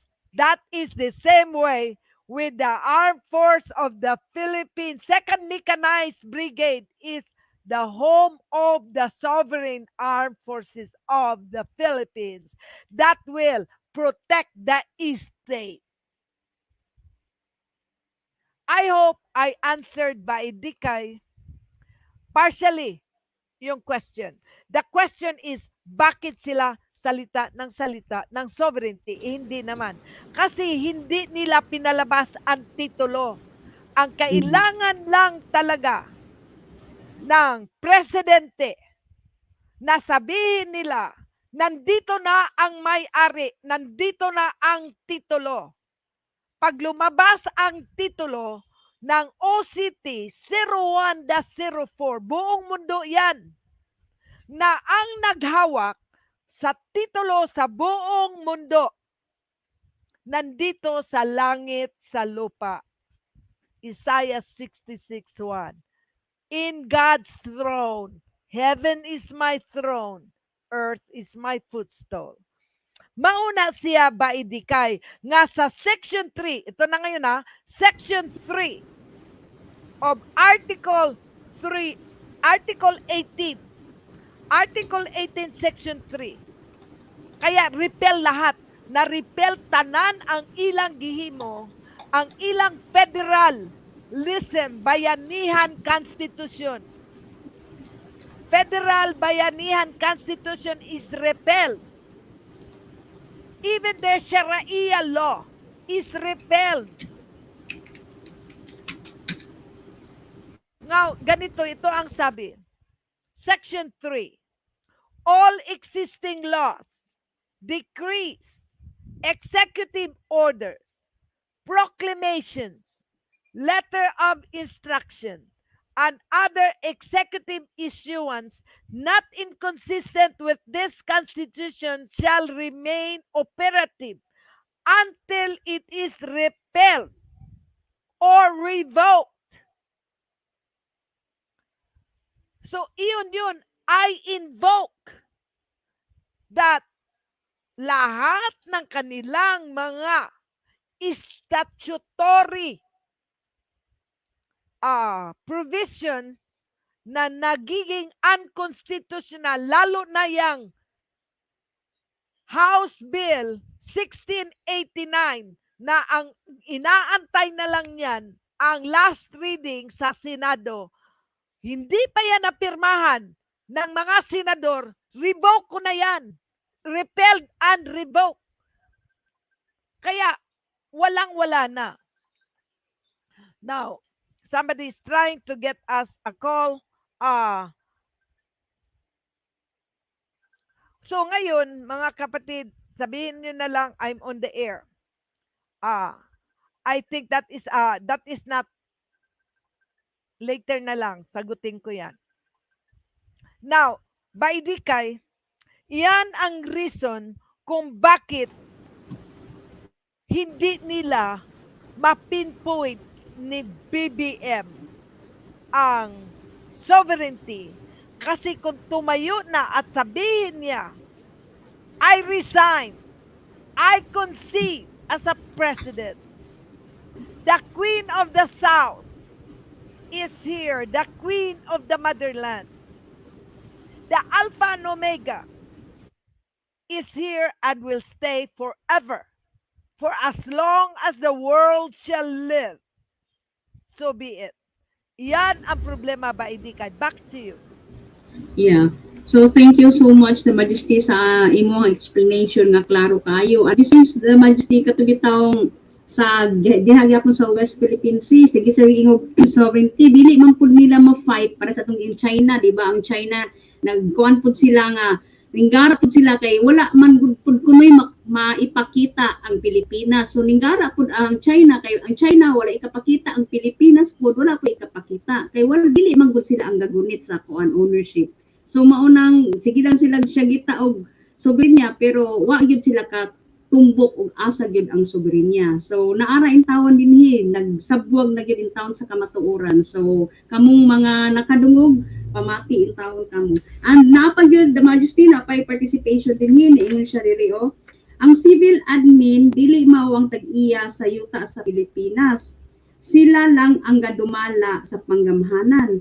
So sa ato pa kung papahawaon na sila, ang soberenya na ang mo kadagan ang tag-iya sa yuta. So ang akong pangutana, pwede pa ba daw the Majesty sila makatrabaho? Siguro yung gimin ani katong mga nahawa ba sa de facto pwede pa ba daw sila makatrabaho?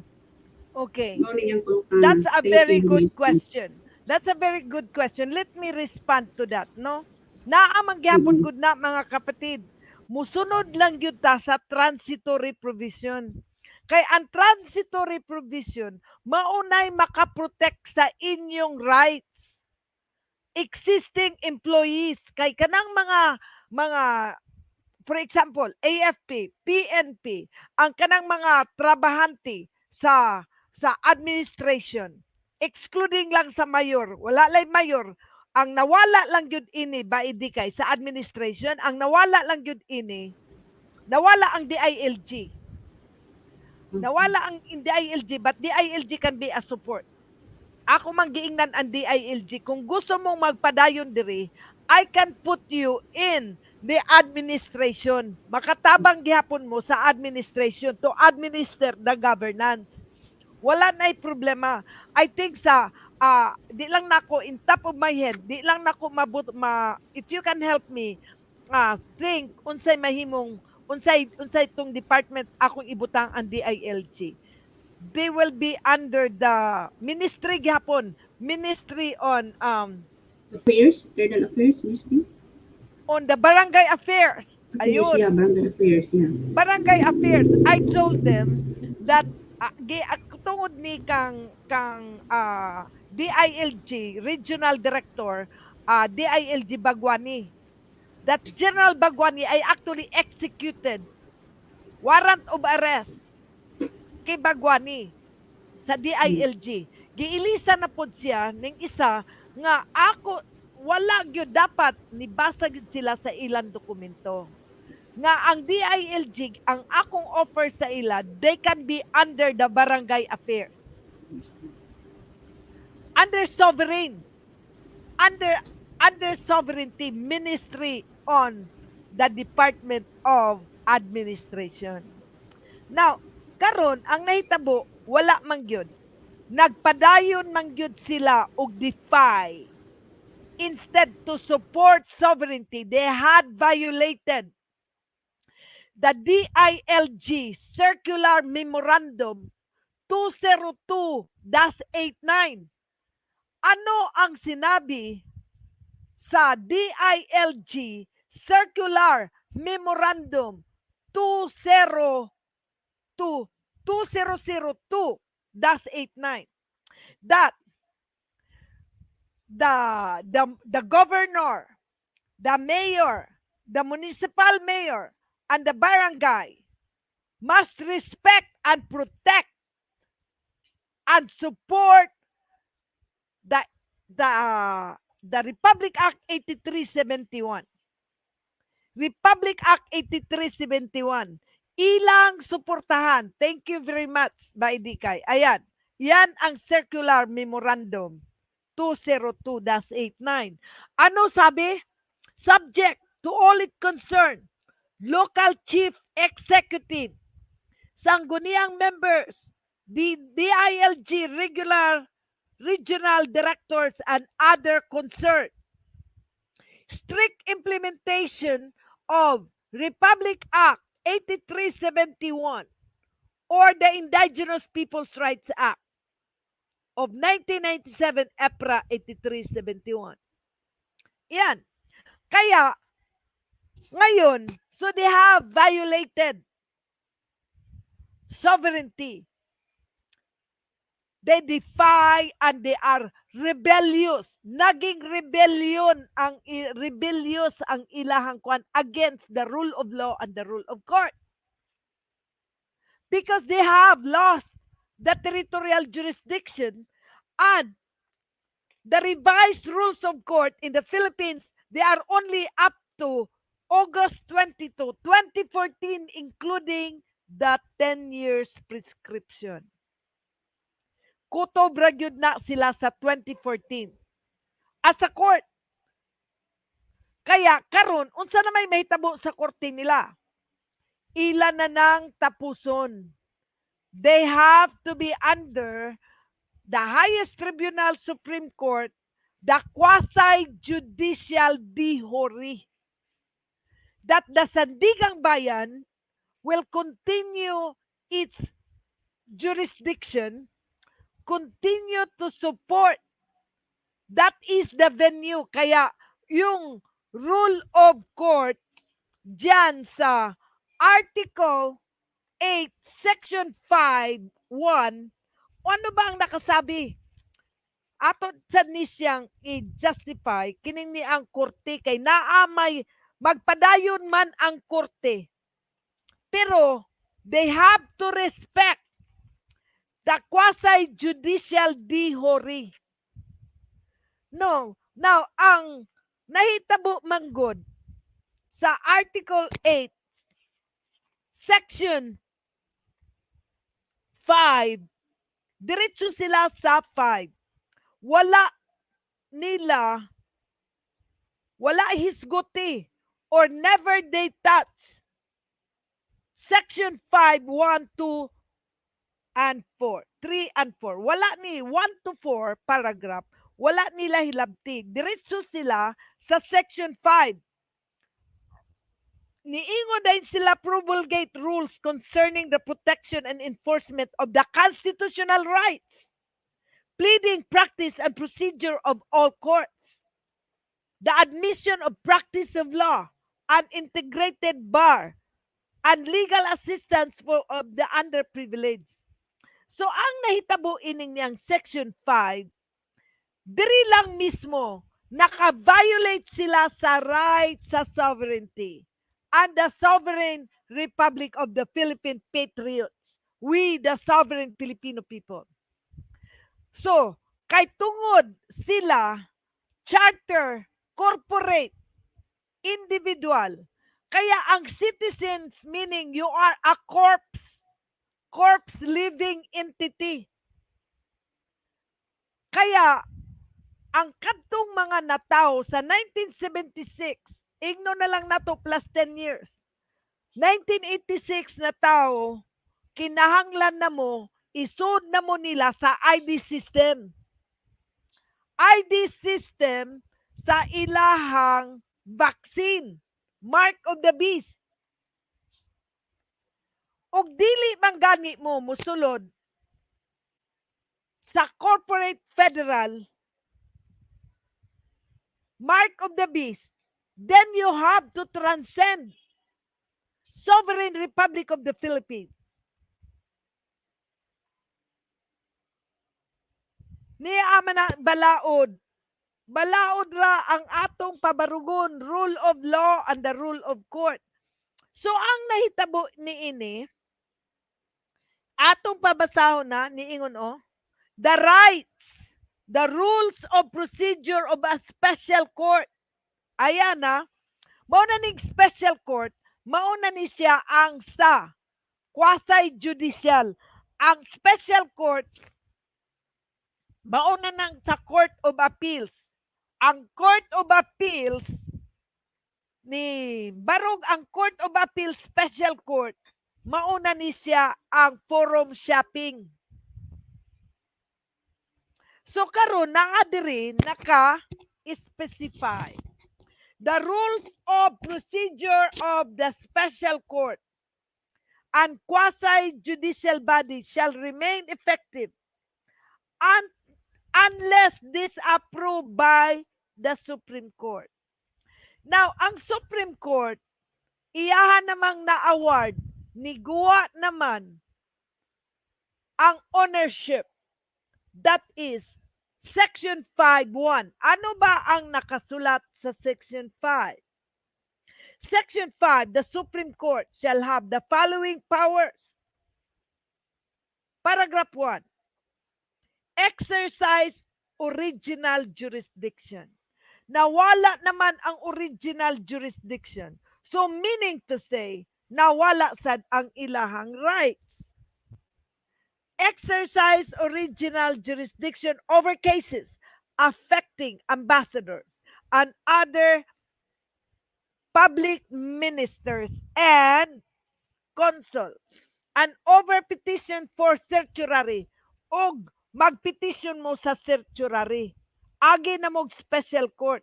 Moagi na nag inyong Court of Appeal, moagi na gali na sa special court, sandigang bayan na.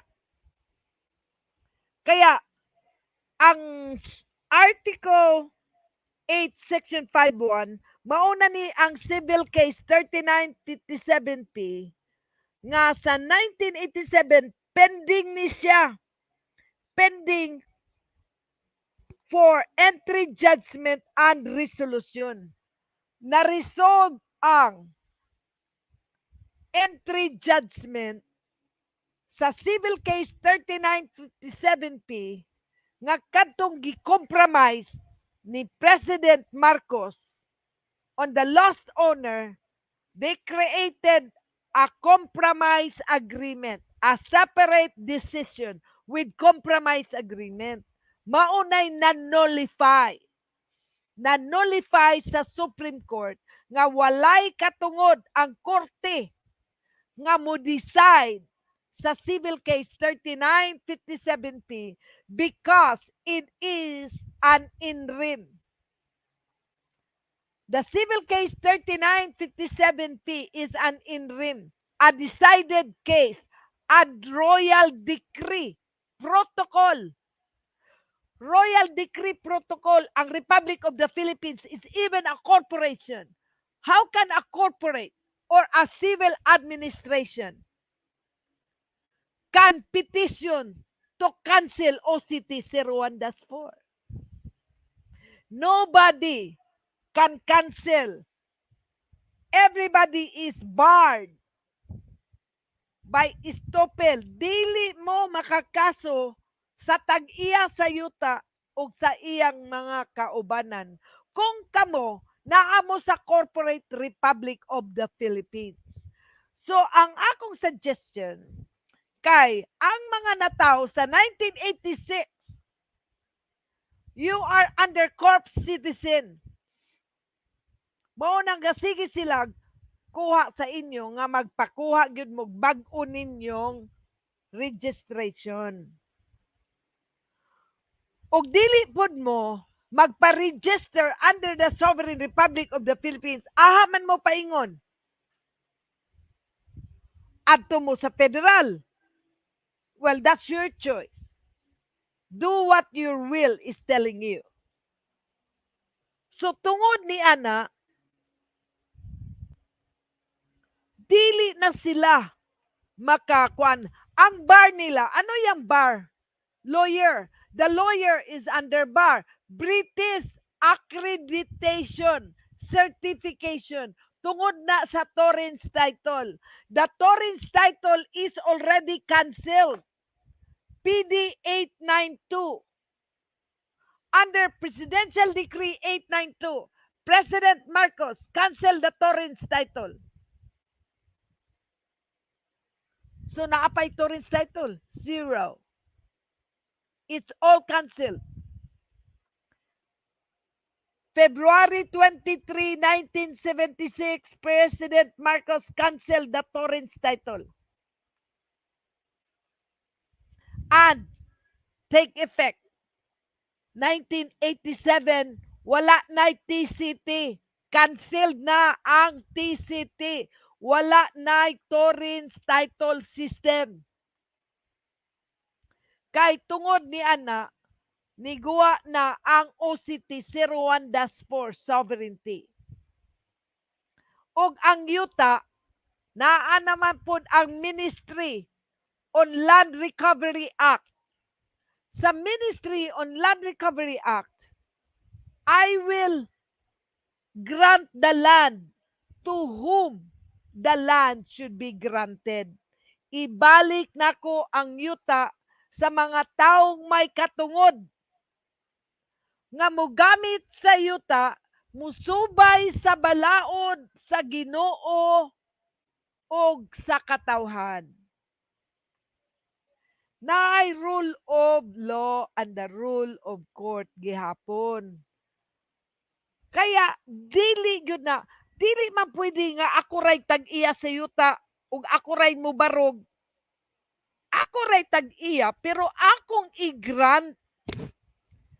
Kung naaman gani ko'y baligyaan, aw swertisan mo, pwede pod kong mobaligya sa inyo pero ang ako I am more of a community property rights to bring peace and unity and prosperity for the community and the nation. Kaya, kung nasayod, bugo yun ni si Bongbong Marcos ba? Bugo. Kaya BBM. Bugo Marcos. O, unsa man na. Karon ang nahitabo, nga naman, nasayod ang World Bank, ang International Community, Charter Community, International Charter Community, or International Charter Criminal Court. Nasayod sila nga Marcos doesn't hold ownership. Kay og si Marcos pa ang nag-hold sa ownership, hari na unta siya. Wala na untay utang ang Pilipinas. Philippines could have been free and clear on debt. Kay nga naman, for myself as a queen, I can cancel the debt, utang sa Pilipinas, akong i-cancel. Aron, ang tibuok Pilipinas, magsugod tag zero. Magprinta, naa naman ko'y kwarta, makaprinta na po tag kwarta sa Soberenya. Gold dollar certificate. Nasayod ang Bangko Sentral, ana, mga kapatid. Bangko Sentral knows, so as the secret book of redemption of the Federal Reserve System of the United Secret Book of Redemption of the Treaty of Paris, nasayod sila, ana.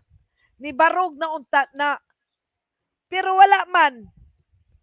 Di hasta ang utang sa Amerika, wa makancel. Mao nang nagira ang tibuok kalibutan, nangita na sa tag-iya, nangita sa sovereignty. Kaya kamong mga nakasabot, inyo ning imantala. You have to send it viral. Kay aron, mapaong yun na. Kay di mapaong yun na sila, di na sila masugan. Now, ang pangutana, paano man tong mga naatrabaho? Okay, naana Section 16, anata sa Section 16, Article 18. Ang niingon sa Section 16 of Article 18, ang matod pa diri, mao ni.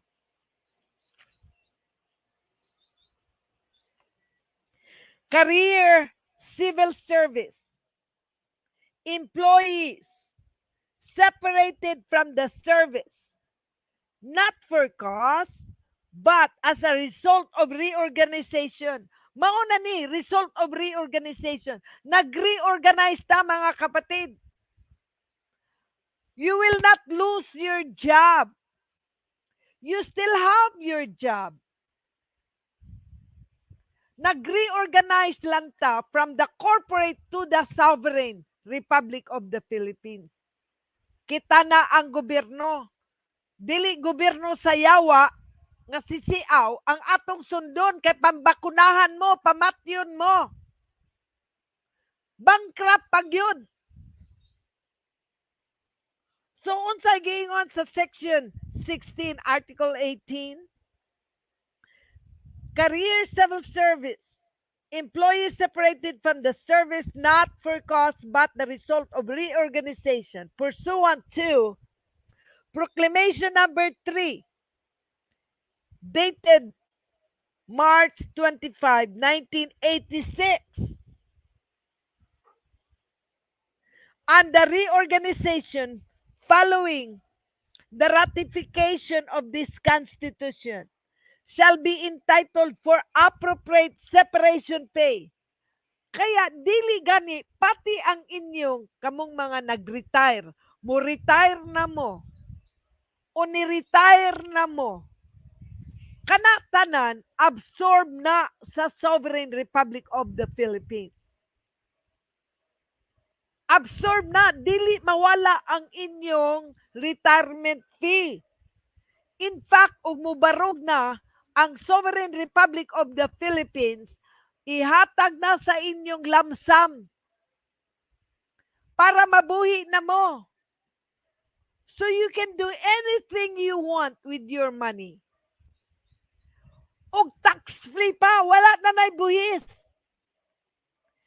Ako na tanang yuta, ako na tanang bahandi. Mangulik na pag yung kong buhis, na naunsa naman niyang ni Barugoy kapag kadawo. Naana sa konstitusyon, wala ko nagmugnag balaod.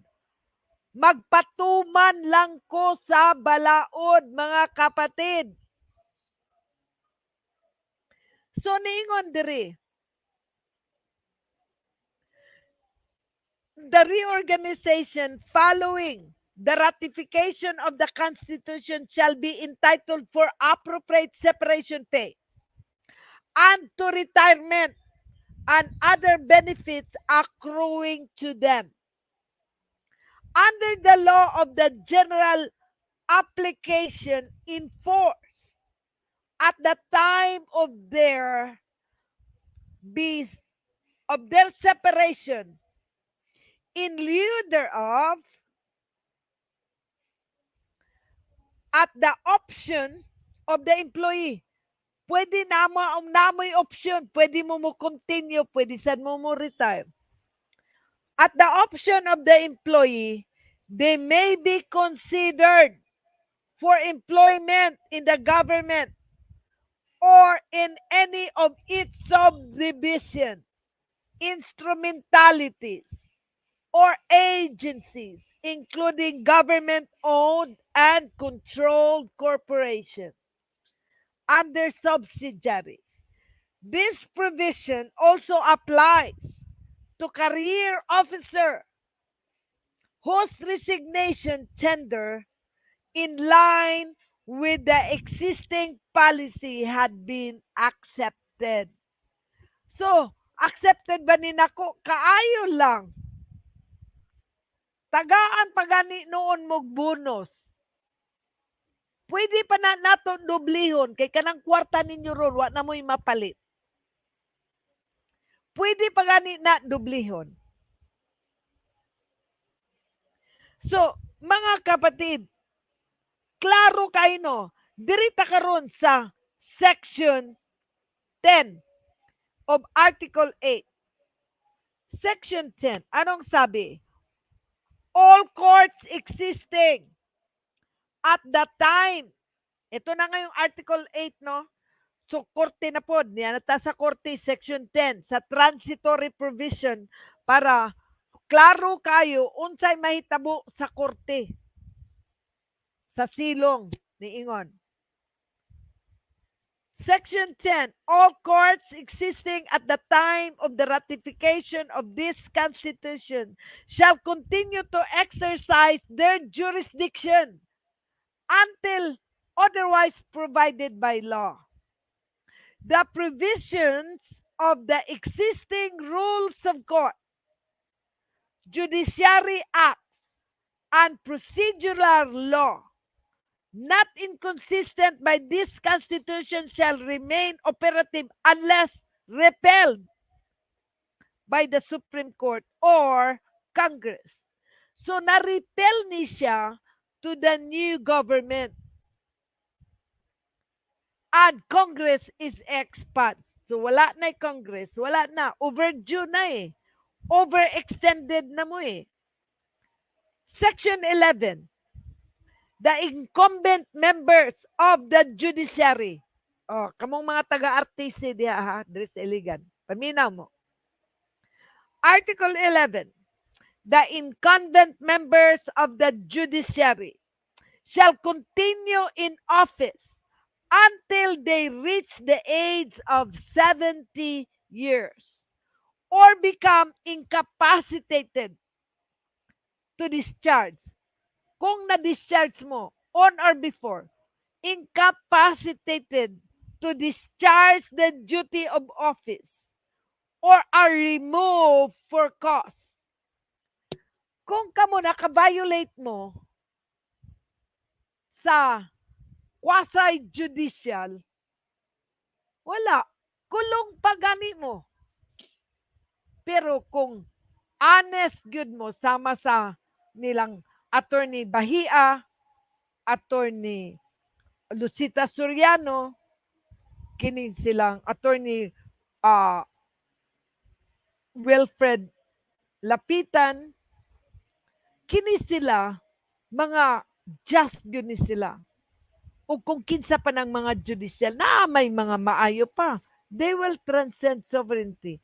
Kini si Conpod, si Prosecutor Alonto, Gafor Mohammed Alonto, na-promote man siya, sovereign prosecutor. Naaron siya sa sovereign prosecutor, which is the lupon ng bayan, dito sa langit sa lupa. So, ganun yun. So, Section 13. Anong sabi ng Section 13, Article 18? The legal effects of lapse before the ratification of this Constitution of the applicable period for the decision and resolution of the cases or matters submitted for adjudication of the court shall be determined by the Supreme Court as soon as applicable. So, sa 1976, after amending 1935 to 1973 Constitution, the 1935 now stands the highest tribunal, Supreme Court. So, highest tribunal, Supreme Court, na lapse nga ron, mauna na karon nga ang corporate can continue but has superseded under the sovereignty. So, dili na sila kakuan. Ang eleksyon, ha? Ang kining election pod karon, mao nang nagkaguliyang ng inyong eleksyon, kay nga naman, under House Bill 4054, Section 3, mo complement na diri sa Section 15, Article 18, complementary. Unsa may ingon diri Section 15, the incumbent member of the Civil Service Commission, the Commission on Election, and the Commission on Audit shall continue in office for 1 year after the ratification of this Constitution unless they are sooner removed for cause and becoming incapacitated to discharge the duties of their office and unappointed and new terms thereunder. So, unappointed new orders thereunder. Kaya kanang inyong Commission on Election sa kalibutan sa Republic Corporate Federal is null and void. Kaya ang inyong gi-elect nga Marcos, ang inyong kongreso, ang inyong senador, ang inyong mayor, null and void, wala na. I-appoint na lang na diri magsugod sa Grassroot Ground Zero, Cadastre 292, Executive Order 292, mo na siya, diri na ron. Kaya, wala na mo'y mahimo, kay niya naman na diri, nakasulat naman na, giremove mo, ma-restore diri sa ato. Now, back to the studio. No, I am the studio. Ito pala, ang akong co-host, Baidikay. Nalimot ko, abinakog, appeal ang Freedom Radio ba? Freedom. Okay. Baidikay, Okay. take it away.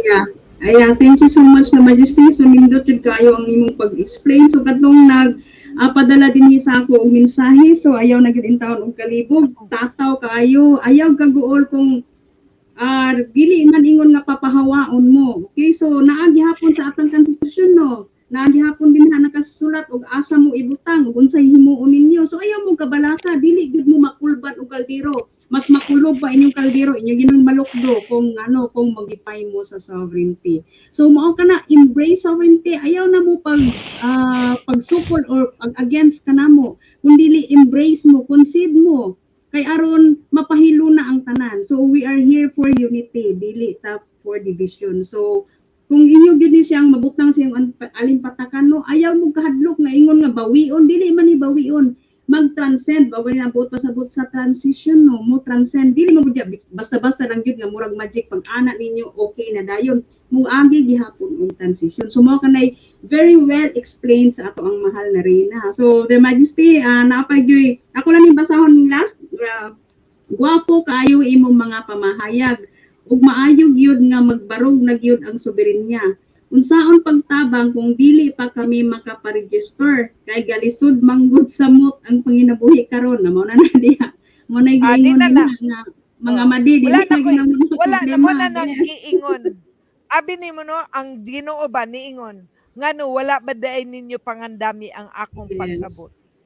Kana no makapamarti gani mo, mangutang gay mo para mo magpista, mangutang gay mo para manghatag mo gasa, pero gasa para sa inyong kaugalingon nga ma-redeem mo. You don't want to spend money for yourself so that you will be redeemed and you will be saved. Ningon biya ang Ginoo, wa ba daay ninyo ang dami ang akong pag-abot? Sala na sa inyong kaparian, sala na sa inyong leader. Kay ang Ginoo wala sa simbahan. Ang demonyo naa sa simbahan, tanawan ng naang sa Romano, ang Vatican, di ba naa di ang Satanas. Naghimo silang isa ka simbahan, naang Satanas. Unya, kanang inyong King Charles, kabalo ba mo? Wala na siya sa konstitusyon, anarchy. Sila ang maghari sa mga demonyo. Kaya abi nimo gwapo kayo, sos. Itsura lang ang kagwapo ana, pero ang kaluluwa ana is all under fire. Mangita mo pamaagi mga kapatid. Kung gusto gyud ninyo nga maluwas, save yourself. Kay agako pod, manghatag na gyud siguro kog bugas next week no. Ang tanan nga nagparehistro naay isa ka sako nga bugas. 50 kilos. O niya, musunod, kay na naman po mo'y trabaho, di naman na problema. Kay matrabaho naman mo, ako na'y bayad sa inyo bugas. Tagaan pa niya tadayon mo, makasugod na dayon mo sa inyong trabaho, dili na maadilantar ang inyong trabaho. Ang inyong sweldo, di na maadilantar. Kay magpadayon ta, kamong mga na-City Hall, ang inyong mga trabaho, isara na ninyo ang inyong libro. Isira ninyo ang libro kay mag-abli na ta og bag-ong libro. So dili habang nag-audit mo, inyo nang gisara, ato po nang sugdan, ang kanang nanrabaho diha, ato na nang sweldohan. Og ang inyong sweldo, di na maadilantar. Kay kung kamo mag-retire, sige, pag-retire mo, ang inyong kwarta no lamsam.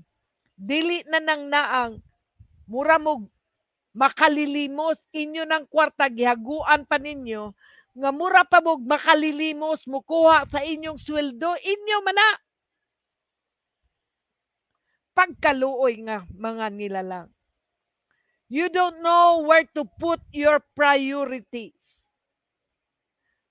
Ang inyong priority is you. Save yourself. Kanang inyong mga anak, paundangan nag-eskwela. Pahulata lang na nga mubarog na gyud ang tinuod nga gobyerno aron di na madi-injectionan ang inyong mga anak. Dili na ma-booster. Unya karon no, init pa kayo ang inyong mga anak mga matay. Tungod sa kainit. Init na kayo, naay booster, naay vaccine, nangamatay, nagkirig-kirig. Onya, miingon mo, sayang manggod eskwela, napa-eskwelaha sila ninyo diha sa eskwelahan sa demonyo. Nganong niyo man kung eskwelahan sa demonyo? Ang kanang basic education from grade 1 to 12, 1 to 12, importante kayo na nga education. Muadto na mo sa higher education, lisod na kayo na kay mo na ng human trafficker. Kanandoli ninyo, gihimo mong commodity sa inyong gobyerno. Nahimo mong commodity. Income mo sa tao, income mo sa inyong gobyerno. Unya no, gabayad pa mong buhis. Kining ato diri di na tawa nay buhis. Ano mamayad man tag buhis? Kanang buhis federal ra na, sa federal na ang buhis kay wala man sila yuta, wala man sila income. Tanan tao ron ilang income nahimo mong commodity. Kaya akong gi-suggest kining ni ang atong dakbayan sa Iligan, kining ni aon niya nga maninda mo diha sa Palao Market, kuha mo registration diri sa Sovereign Republic. Naatay atong kaugalingong bahandi. Og naapay mga piso, sige, dawatag yapon ninyong piso, pero naatay atong kaugalingong kwarta, og maunay inyong gamiton. Back up ana, gold. Gold dollar. Ang ginto at ang lupa ang naka-back up sa kwarta sa Soberenya. Oh, asa mo kita ana? Mauna. Unya ang dipirma diha ng kwartahan, no? Akong dipirmahan. Asa mo kita gobyerno nga ingon ana?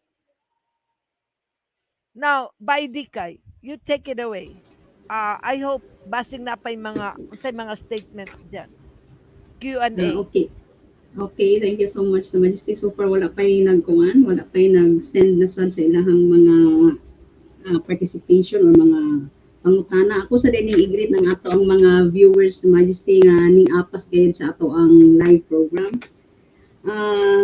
Thank you and happy viewing to Julius Herodias, Virgilio Simudlan, Ligaya Ayesha, Abienial Gias, Gina Argenio, John Dilatori, Paul Chua, Lilibet Tiampo, Viros, Ranita Cabugwason, Maria Teresa Ronquillo, Jake Oliverio, Fanny Castillon, Homer Santa Marina, Whitney Otrira, RB Agres, ito pa lang si RB Agres. Good afternoon, sir. So, nasend ko na po sa inyo yung application form para sa registration po ng KFH. Thank you po. Also to Ernie Doctolero, Maricel Cadausale, Mary Jane Duyak, Jocelyn and Felix Duyak, Joventina Sasuman, Ronnie Cadilinia, Joros and Jarlene. Also to Roland, Ruboy and Cecil Alcontin, Rini Pitarte, Lino Cruz, and Nalds Biason. So, thank you po sa mga viewers natin. And back to you, Okay, Dimanshu. and Brother Jan, si Jan Ang, Brother Jan Ang, naapo di ay siya, nakalimot kag basa. I'm watching here in Davnor. Davao Norte. Naadi siya sa Davao Norte. Brother Jan, greetings to you.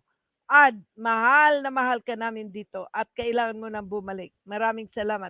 At just recognize, Brother Jan Ang, the best, one of my best contributor factor dito sa atin. Kaya malaking tulong. Isa yan sa ating mga Brother John had redeemed. Nakapag-redeem din siya na kanyang mga pera. Malaking tulong yan sa atin na si Brother John ay actually, dahil sa kanyang naka-redeem, medyo naka-move tayo. Malaki talagang tulong po. Maraming salamat, Brother John. Now, sino pa? So lahat na yan. Ngayon ganito, meron tayong reaction. I-play natin nga itong si President 30. Marcos nga eh. Ito yung sa economic forum ni President Ferdinand Marcos. Pakinggan natin yan, mga kapatid. Dito marinig mo na ang Pilipinas, itong higher education act, itong mga doli, ang mga tao nagiging commodity na. At itong Soberenya dito sa gera na ito, kaya nakita niyo mukha niya, hindi na siya maligaya. Hindi na yan halos makatulog. Kaya pakinggan natin actually, lagyan din natin ng reaction, ha? Ito ngayon. 34, in 1986. We left the Philippines in 1986. So, did you expect to come back as a president of your country? I know you worked extremely hard today. I think I have seen you already 3 or 4 times, and I know we have had so many sessions. well, I could say the same for you, Mr. President. We've been together most of the day, Yeah. and I'm very happy that we had this opportunity to have at least a chat about some of the issues of the day. And congratulations on your elections. How many months have you been in office now? I took office. Inauguration was the 1st of July. Yeah. So more or less 6 months. 7 months now. How has it been? As expected, or better, or worse? Well, pretty much as expected. I have the advantage of having spent years watching my father being president. So I had a very good idea of what it entailed. Now, of course, it's different from a son watching his dad doing his job as you yourself doing that job. So it's like I'm in the same setting, but playing a different role. But at least I know what needs to be done, and I have a fair idea how it used to be done anyway, and so I have models that I can follow, templates that. Okay, naako na siya models that he can follow. Marcos was dethroned. The father was dethroned 1986. So from Marcos to Marcos, ito naman si Ferdinand Marcos will soon be dethroned. Kaya nga naman, wala naman ang Republic of the Philippine Federal. Republic of the Philippine Federal is out, is repelled by the sovereignty. So meaning to say, to stop the war, to stop this World Economic Forum under the federal, under conspiracy, so that the sovereign will reign para wala na gyoy problema ang Pilipinas regarding our economic. Sila na karon ang moani sa ato kay mangutang sa ato. Dili na ingon nga magyayabang-yabang yang Economic Forum President na parang ang Pilipinas ay parang tuta nila. Hindi tuta ang Pilipinas. Ang Pilipinas ay ang agila. Mandaragit. Ang conqueror ay nandito. So, iyang World Forum, World Bank actually lost its money. Kaya, demonetized and cryptocurrency. Kaya, ito na ngayon.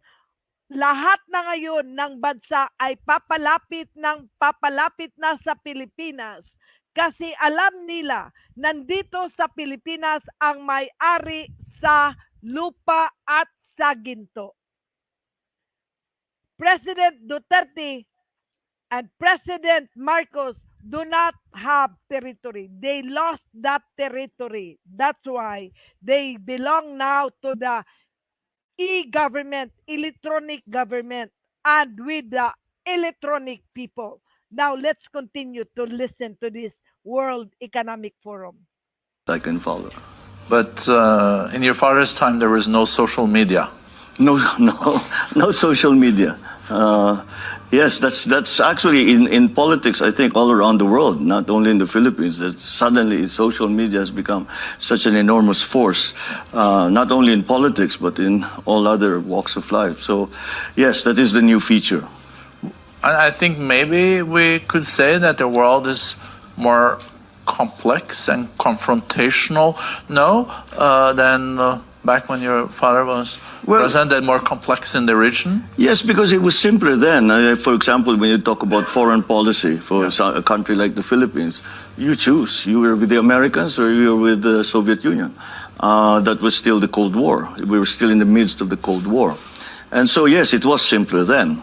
But it's that kind of that kind of arrangement, or that kind of the spheres of influence, as we used to call them, I don't think applies anymore. However, we spoke about this in another session, and the forces that are sort of tending to push us back into this bipolar, I mean, not in a psychiatric sense, but bipolar world are quite strong. But I think most leaders and most strategists they have a consensus that we should not fall back into that kind of situation where all countries have to choose which side they will be on.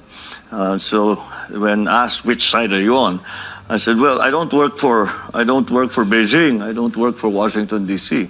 I work for the Philippines. So I'm on the side of the Philippines. And that really translates into a very simple statement of foreign policy, which is I promote the national interest.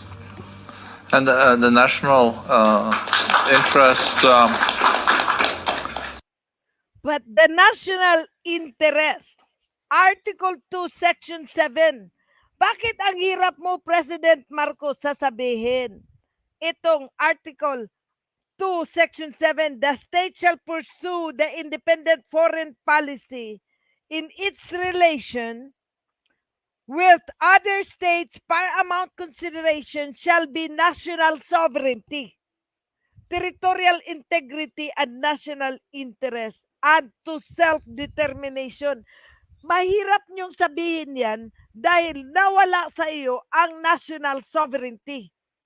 Kaya kayo, nagdepend lang kayo kung saan ka, para kayong hangin, dadaloy lang kayo ng dadaloy kung saan man kayo padparin ng hangin. Mali yun. You have to stand firm on the ground. May lupa tayo. Atin to. Sila ang papuntahin natin. Sila ang gawin nating tuta. Hindi ikaw ang tuta. Dahil ang mga anak ng Diyos, ang mga hinirang ng Diyos, they are yung mga balaan, mga warrior spirit, mga makatutuo, makadiwa, at makabansa na mga nilalang. Yun ang mga tao ng Diyos. Continue. The national interest also has led to the fact, I think you've been already in Beijing and Yes. visited President Xi Jinping. Did your father go to Beijing? My father went to my family has quite a history with the People's Republic, because in 1974 I was 16 years old. My mother took me with her on the first visit of Filipino delegation to China. And that was the precursor to the establishment of diplomatic relations. And so after that, we met with Zhou Enlai. We met with the Chairman Mao Zedong. Deng Xiaoping was number 3 then. So that's how it all began. The next year, my father brought a formal delegation because we were unofficial with my mother. He brought a formal delegation where they set the framework for the establishment of diplomatic relations between the PRC and the Philippines.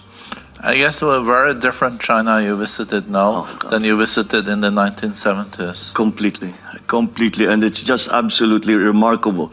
What we saw in China in 1974, and what we saw, because after that there were many visits subsequent to the signing, especially of the diplomatic relations, but the rapid growth and modernization of China is just remarkable. I think everyone here is perfectly familiar with how that happened. But still, when you think of the time that it took them, for example, a place like Xiamen. When we first went to Xiamen, it was a little village. Even Guangzhou. Guangzhou was like it was a small city, and now it's you could be in any of the great Western capitals in terms of sophistication, in terms of development, in terms of wealth. It has been absolutely remarkable to watch. Is China now your most important trading partner? Yes, they are our largest right now. They are our largest trading partner. And the U.S. number 2, or? The U.S. I think is number 3 now, if I'm not mistaken. Because especially since the pandemic, the alliances between our neighbors has become very strong. For example, the biggest contributor for foreign direct investment now is Singapore into the Philippines. Wow. And I think the next Japan and Korea are following on its heels. So it's very much a regional, because I think there has been a consensus amongst the Southeast Asian countries, Asia-Pacific countries, that we have to build these partnerships together. And the idea was really that because we need to encourage trade and to have these partnerships, because we are coming into an uncertain world with the post-pandemic global economy, and so those partnerships are strong. So we have been very active in ASEAN, APEC, to promote those partnerships, and that's why I think the balance in terms of trade and in terms of assistance has changed over the years. I was quite surprised to hear that Singapore was number 1 on the FDI side, and you said second Japan and then Korea? I think that's where we are now, but I think it's going to move. But I expected maybe China among the 3, but maybe many Chinese companies invest through Singapore. Yes, well, they invest everywhere. I mean, you know, before the pandemic, the economic activity of China in other places, because they were with the rapid growth that they had planned for themselves, the demand for resources, mineral resources, all kinds of different resources that they cannot produce as quickly as they needed. So they've gone to other areas for their supplies. So it's been the same thing with the Philippines. Especially at that period a few years back, where China was growing at 10% every year, 10 to 12%. In fact, there were years that they were saying that they were posting 12% growth. And that was the time that China was really hungry for all the different resources. Energy, for example, building materials, for example, minerals, for example. All of this was in high demand by the Chinese economy. But it's incredible that I think now Philippines is the fastest growing of the ASEAN countries. I think in ASEAN, I think we're still the fastest growing. Yeah, around 7-8%. But since China is also such an important market for you, how do you explain that when China now has been growing a bit slower, that you have maintained or created such an impressive growth? Because that's not the situation in the rest of the world, because the growth has been going down. Well, it's a deliberate effort on our part. Because when we look at the alarming numbers such as debt to GDP ratios in the Philippines, although I always say we are doing better than our neighbors, the numbers is 62%. It is now is still very high for us. So the strategy is to have high growth rates and to pull us out of that situation. And so we've done everything. First of all, after the pandemic, or as we came on, as the pandemic has begun to subside, the main concern were jobs.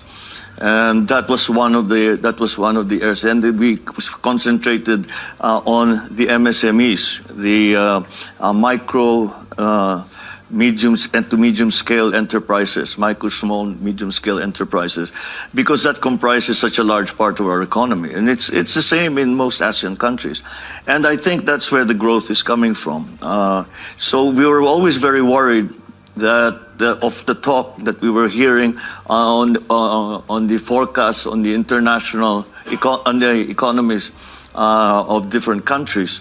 And we kept hearing, especially later last year, we kept hearing about a recession that would be coming. So we kept looking very closely at our unemployment rate, which is now running at 4.1, 4.2%, and this is coming down.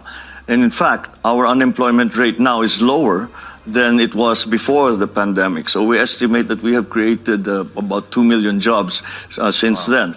So as long as in my theory, my belief, and I think I'm right in that, is that as long as the unemployment rate stays low, then the recessionary forces are something that we can resist. And so that's why I think that's that. Bakit kaya sinabi niya ang unemployment daw, low daw ang unemployment, when in fact ang daming walang trabaho? Ang dami kaya walang trabaho. Ito talaga sinungaling ditong unggoy na to eh. Sige, patuloy ka nga. That gives a good foundation for growth. But what are the key growth areas? Well, we have. Let me talk about the areas that did well during the lockdowns, the strict lockdowns in the pandemic, the past 2 years. One of the businesses that was business processing, the BPOs, that kept going simply because of the nature of the technology. People could work from home. The other area that has been very active and continues to grow is mining. That side of that part of the economy. We have been a traditional exporter, manufacturer and exporter of semiconductor products, of chips, and that continues to be an important factor. But the Philippines also has a very specific advantage in that we have approximately 10 million, maybe more, overseas workers that are working all over the world and who remit to their families. Anong sinabi niya? 10 million overseas worker. So ang mga tao ngayon ang naging commodity. Naging commodity ang mga tao sa gobyerno nila at nagbabayad pa ng buhis. Nagbayad ng buhis at ang commodity, ang mga tao naghanap, ang nagpakain sa mga anak nila, when in fact dapat yan ang trabaho ng ating gobyerno, na ang ating mga tao dito sa ating bayan maghanap buhay sa ating bayan, mahirap ang bayan.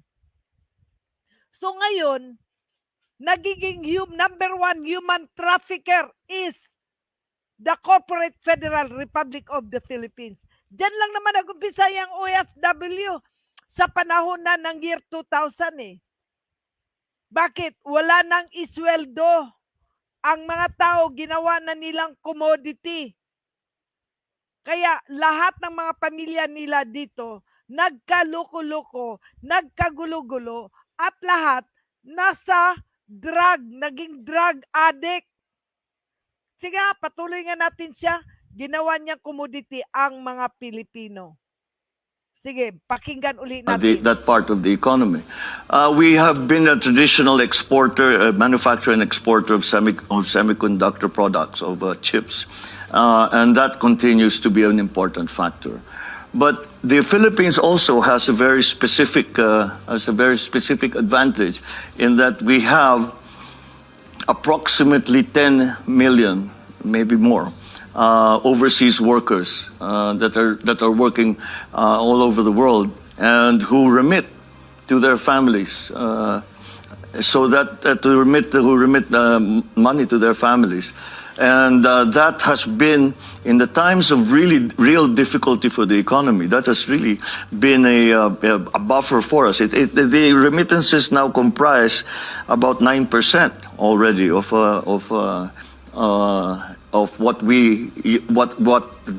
the government is using to fuel this growth. You also have 7 decades long agreement with the U.S. on security. Is that something? Ang kanang 7 decades daw agreement. 7 decades meaning 70 years. Kasi 1950 naka ano na yung bilateral mines field treaty. Dahil dyan sa treaty na yan at saka sa Treaty of Paris na ang lupa ay ibalik na nila sa atin. Kaya yun ang sinabi niya, 7 decades, 70 years na. Ngayon tapos na eh. Wala na. Ito na tayo ngayon. Soberenya na kasi dapat after 50 years, nung 2000, dapat hinahanap na talaga nila ang may-ari sa lupa. Hindi nila hinahanap ang may-ari sa lupa dahil gusto nilang nakawin ang karapatan ng we, the sovereign Filipino people at ang soberenya. Now, patuloy natin itong mga magnanakaw na itong Bongbong Marcos na yan. Pero wala na, tapos na siya eh. He will be dethroned very soon. That you want to keep? Oh, it's probably, I would say, it'd be not even more than 7 decades. It's been over a century in different guises. So that has evolved in very many ways. I mean, yung sinabi niyang century, it's over century, meaning over 100 years. It is 125 years. 1898 plus 2023, that is 125 years na ang Pilipinas under the patrimony of the nation, they're only given sa 1946, they're only given 50 years. 50 years na lang ang natira kung sabihin mong 70 decades. 70 decades meaning to say, dyan lang kutob ang patrimony of the nation. Wala nang extension yan. Kaya nagkaluko-luko, hindi tama ang mga sagot ni BBM. We started off as a Commonwealth of the United States earlier in the 20th century, and then further on, we gained liberation after the war, after the Second World War, 1945. But the connection between the Philippines and the United States has remained strong, and we are their only treaty partner in Asia, and so that has grown stronger and stronger. But it has to, I always say that the only way for it to remain strong and to remain relevant is to evolve that relationship. So it can no longer be simply what it was before. And the Philippines has changed, the United States has changed, the world has changed, and now we are living within the context of all of these other forces that are coming out, especially around the region, around South China Sea. So again, to be able to respond properly, we have to evolve these relationships. And I have to say that it continues to go. We are progressing along that evolution very well. Dito makita mo, kanga na lang yun siya ba? Ang iyang mga tubag sayop, but padayon ta. And we are able to continue not only in terms of trade and in terms of diplomatic relationship, but beyond that we have security arrangements with the United States, and that has become to the forefront. Whereas perhaps we were a bit on the back burner for a little while, that has again come to the forefront because of the increased tensions in our part of the world. Yeah, and you mentioned the South China Sea. Is that something that keeps you up at night? The South China Sea situation, yes. Is that something that keeps you up at night? Keeps you up at night, keeps you up in the day, keeps you up most of the time. It's something. It's very dynamic. It's constantly in flux. So you have to pay attention to it and to make sure that you are at least aware of the present situation, so that you are able to respond properly. So it's well, we in terms of, let's say, cross-strait tensions, we're at the very front line. We are at the very front line, and so whenever these tensions increase, when the ships come out, the Chinese send their Coast Guard vessels, the Americans answer, we are watching as bystanders, and said if something goes wrong here, we are going to suffer. And that's why when asked what is your foreign policy and how would you describe it, I say it's a commitment to peace and hewing very, very close and guided very, very closely by our national interests, as I mentioned before. Well, if I may, did the South China Sea complex come up in your conversations in Beijing with the President Xi Jinping? There is no way to avoid it.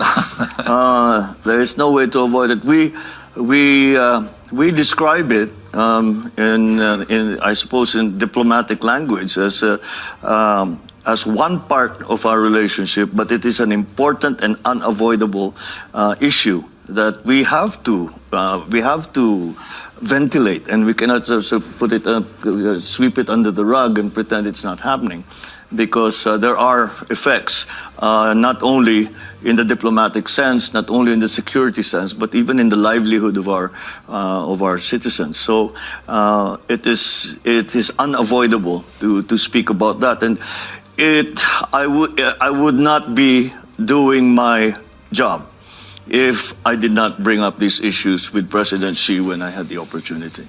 And what is your main concern related to this? Is that these islands, or is it your fishing vessels, or is it the principles for what defines what is Filipino territory and what is Chinese territory? All of the above. Okay. All of the above. Did I miss anyone? All of those issues are open issues right now. So in terms of the territorial, let's say that we have no conflicting claims with China. What we have is China making claims on our territory, and that is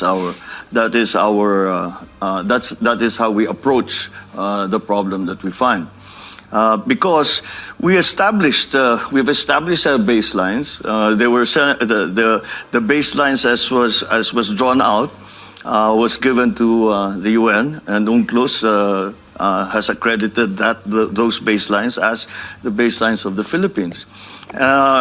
and we lived with them for many years without a problem. And suddenly things had changed. So I suppose China has some strategic concerns that have caused them to do this. So it is, again, we are always, if you have been listening to the ASEAN pronouncements, it is always the rule of law. It is always UNCLOS that we talk about, because it's not only the Philippines who has these issues with China amongst the ASEAN members, and so that is the approach. I mean, some people say even within the Philippines that we should do more, and I said, what do you want to do? Go to war? Nobody wants to go to war. We don't. China doesn't. The United States doesn't. So, but just having the tensions increase in the region already has an effect on trade, on all of the exchanges that we have within ASEAN. You know, intervene mo na, reaction mo na ha. Kasi ang UNCLOS is not territory. Ang UNCLOS, ang territory is the Treaty of Paris, land, sea, air, and water. Ang UNCLOS is the maritime law. Maritime water lang yan. Kaya ang bandila ng Pilipinas, meron yung yellow, yung French flag, merong yellow, kasi maritime law. Meaning to say, water lang ang kanilang kiniklaim na lupa dahil nawala na nga. 1986, maritime law na lang sila UNCLOS. 1986, na-approve sa United Nations International Court of Justice, nanalo ang Pilipinas sa UNCLOS. Iyan yun, maritime law. Ay, nako, Presidente, wala ka talagang alam. Sige, patuloy. Within the region, with China, with the United States, and now with the agrupations that are being formed with Australia, with Japan, with South Korea. Once again, these are the elements that now have made the situation there very, very dynamic, very, very complex, and we are hoping to simplify them as much as possible if we can. But they are not simple problems, and because of that, there are no simple solutions. And there are players that come in from everywhere, from Europe, the United States. So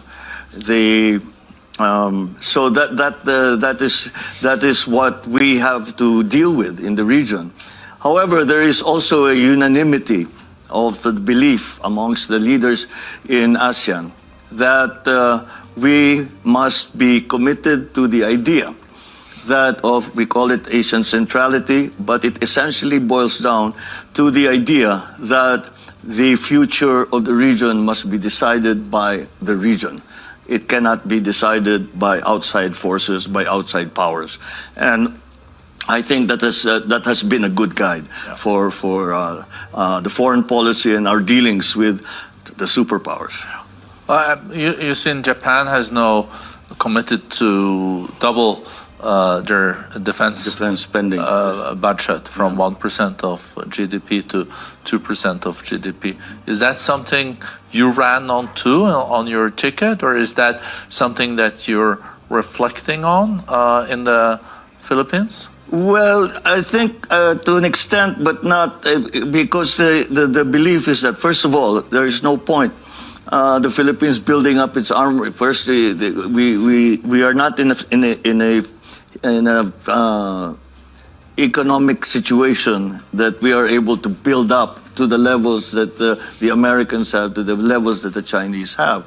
And more importantly, perhaps, is our abiding belief that the solutions are not going to be military. And if they are going to be military, then they are not solutions, because it will end badly. If it goes that way, it will end badly for everyone involved, and even those who are not involved. And when I say that, I'm thinking of the war in Ukraine. We were quite I think all of us were quite surprised, especially us in the Philippines, to think that the war in Eastern Europe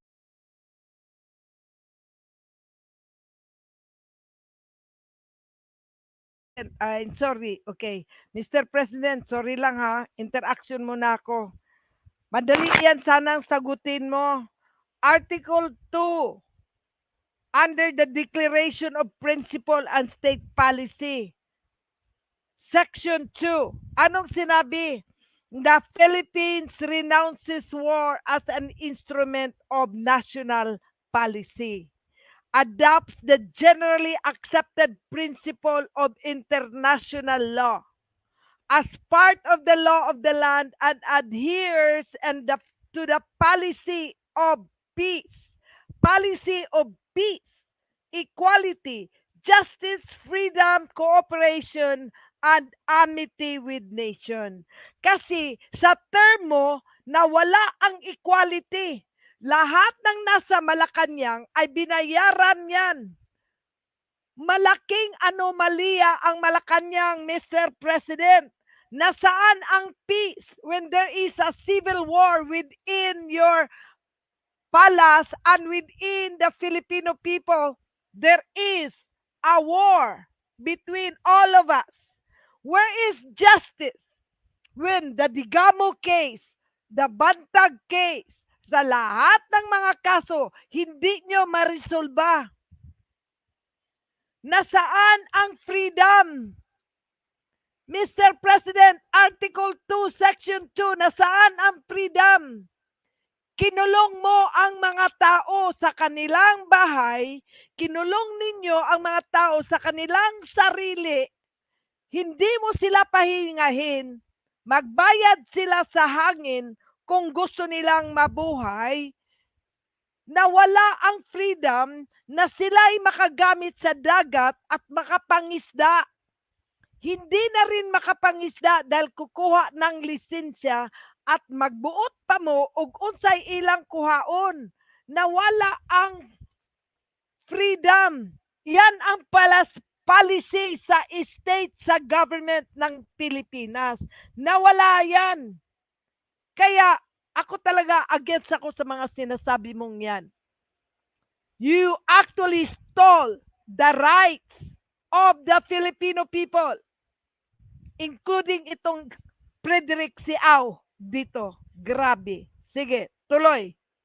Europe would affect agriculture in the Philippines. And I guess it just goes to show how well connected that is. But like I say, if a similar situation would arise in the region, then it would be, actually, I would say it would be disastrous for the rest of the world. Disaster ang agriculture. Alam mo kung bakit? Kawawa yung mga farmers. Nakita nyo yung sibuyas? Lahat ng mga, yung ating bigas, sibuyas, lahat niyan. Anong nangyari? Dahil sa smuggling, ang ating asukal. Pag binili nila, ang mura, pag bumalik dito, ang mahal. Ang sibuyas, kawawang mga farmer, binibili nila ng 14 pesos. Pag dumating na sa merkado, benta na ng tag 400 dahil yan sa smuggling at pati ang farmers natin na sacrifice. Ikaw, kayo talaga, ay nako, you are too criminal. As well, not only for the region, but for the rest of the world.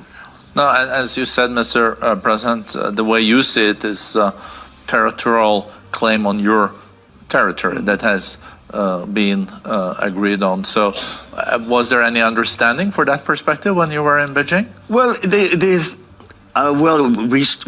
when I spoke to President Xi, I prefaced our discussion by saying we are not going to decide here today. Alam mo, we are not going to decide today. Nandyan sa ating Constitution, Article 2, Section 7, territorial integrity, national sovereignty. Ano mo? Sovereignty, wala sila pakialam sa atin. Pero bakit ka dyan? Kasi wala kang alam. issues Pasensya that lang. are between the Philippines and China in terms of territoriality. And so I chose to raise issues that have a good possibility of actually being resolved. And these are the incidents that have been happening in the South China Sea between our Coast Guard, between the Chinese Coast Guard, between our fishing boats, and of course, every so often the American vessels, the American Navy that comes in, when they feel that they have to project a presence in the area. So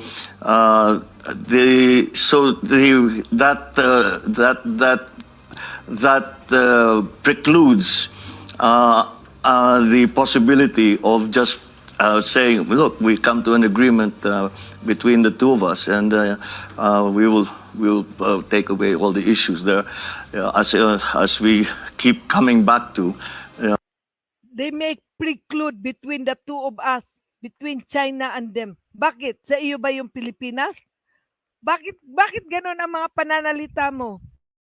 Sweldado ka lang sa mga tao. You are a servant of the people. Hindi sa iyo to decide.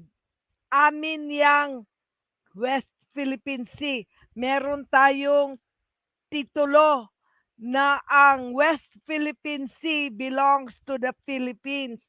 Bakit hindi mo yan i-assert? Bakit hindi mo i-assert ang rights ng we the sovereign Filipino people? Ikaw ang aming presidente. Ay, wag ko sa'yo. Sige, patuloy, Mr. President.